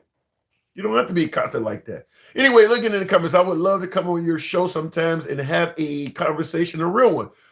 Packy, you're welcome anytime. I may be on later tonight, and we'll be on Instagram where you actually can come on live. You can certainly speak to me, debate me, correct me, insult me. You know how we do it. We don't block, ban, or censor. So we love to have you on as well. Trump's buddy was Epstein. Enough said. Yeah, like I said, we actually give more credit and acknowledgement to crimes committed by people of color, like the medical industry. Think about how many doctors would overprescribe opioids. Think about how many people they killed. The guy who took out Lincoln Riley, or the guy who stabbed a woman on the subway in South Carolina. Tons of coverage. You realize how many people, how many people that those doctors killed? Way more people than that. Way more. There's all sorts of white collar crime. It just doesn't get the same attention as crime committed by black and brown people. Like I said, welfare fraud, SNAP fraud, that gets covered heavily by the right. That's in terms of stealing from people and stealing from U.S. taxpayers. That stuff is small potatoes. How much money do you think a welfare cheat is actually getting per year? You'd be lucky if you're defrauding the welfare department out of $1,000 a month. You'd be lucky to do that. These people are taking 6, 7, 8 figures and not getting the same coverage as a welfare cheat. It's a big difference, big difference. So yeah, your statistics show you are likely to be accosted by Tyrone or LaQuisha, whatever names you use, because you're only paying attention to the low-level type crimes. You're not paying attention to somebody that has been giving you a high interest rate when you qualify for a low one and pocketing the difference. Or, there's so many white-collar ways to cheat you and rob you out of shit that we just don't even give credence to very much. Fucking Tyrone, fucking Becky, while Tanner is overseas. Steve Miller is a racist. What are your thoughts on it, Tim? You have to give me something to go on a little bit more than that. That's because Trump Jr. owns the Pentagon contract. Nepotism. Yeah, I guarantee you that President Trump, that Qatar jet, for instance, guarantee you there's some scams and schemes going on with that. I guarantee you that. The right believes that this guy is going to just leave that jet behind and go back to flying that old thing he had before becoming president. I guarantee you the goal of President Trump is to own and use that Qatar jet for the rest of his life. And I'll tell you one thing, MAGA would have no problem with it. The same MAGA right now that are ensuring you that he's not going to keep it, is going to go in the Smithsonian, or is going to give it back to the government. If he keeps that shit, look, he was a great president to the United States. He protected our border. He got all the transgender out of sports. He earned it. Let him have it. That's what your mind. The minute he says he's gonna keep it, MAGA's gonna change their tune to he deserves it. The same people who are saying he's gonna give it up now are gonna be saying he deserves it when he tells you he's keeping that shit. Anyway, folks, I'm going to go tune out to watch this speech. Trump's done. What is it? Something impeach in prison, get rid of this pile of shit. Trump is not done. Trump is going to ride off into the sunset, a rich old man. He's going to live to be an old age. The problem is the people around him are going to be the ones that are done. Bondi's never going to be able to practice law again. A lot of politicians are going to lose their careers. It's not Trump. It's the people that, just like in his first term, he did all right. It's the people that surround themselves, that are the people that are helping him, are the ones that don't have the same magic to escape stuff, that are going to pay. But I think Trump will be fine. I think he'll be fine. Now, they may go after his family for some of that money and some of that shit. So did you see the DOJ redacted full pages? No, when I started live, a lot of the information was still coming out, but I did see on the screen behind me, I got News Nation playing. They showed a lot of the pictures with faces blocked off and sentences. Yeah, I've seen a lot of it, but it was still being released when I came on live. Anyhow, folks, and I see the comments. Robert says, bye, losers. See you later, Robert Kennedy. Appreciate you in the comments. Affect our daughters' lives. Stupid replay. I don't know what you mean by that. Exactly my point. He's going to be fine, but everyone else will fall. Yep, I think everyone else that are around Trump is going to pay a heavy price. A lot of them. Insider trading, violation of international laws. I mean, some of them folks that are down off the coast of Venezuela might have their careers in the military, may end up getting either demoted or kicked out of the military, or even worse.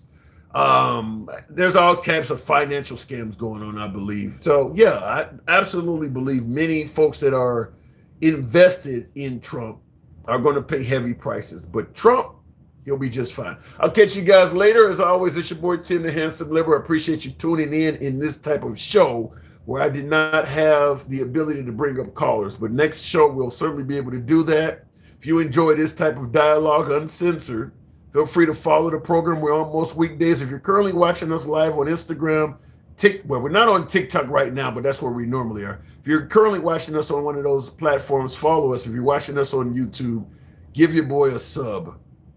Tim, you realize in one sense, when you compared all, you're writing on this, Mark Lewis's, you says, Tim, you realize in one sense, when you compare all this due nature, it's crazy, but it's huge too. I don't know how to interpret that. I got to go. I'll catch you guys later on. Appreciate you tuning in. Thank you. Take care.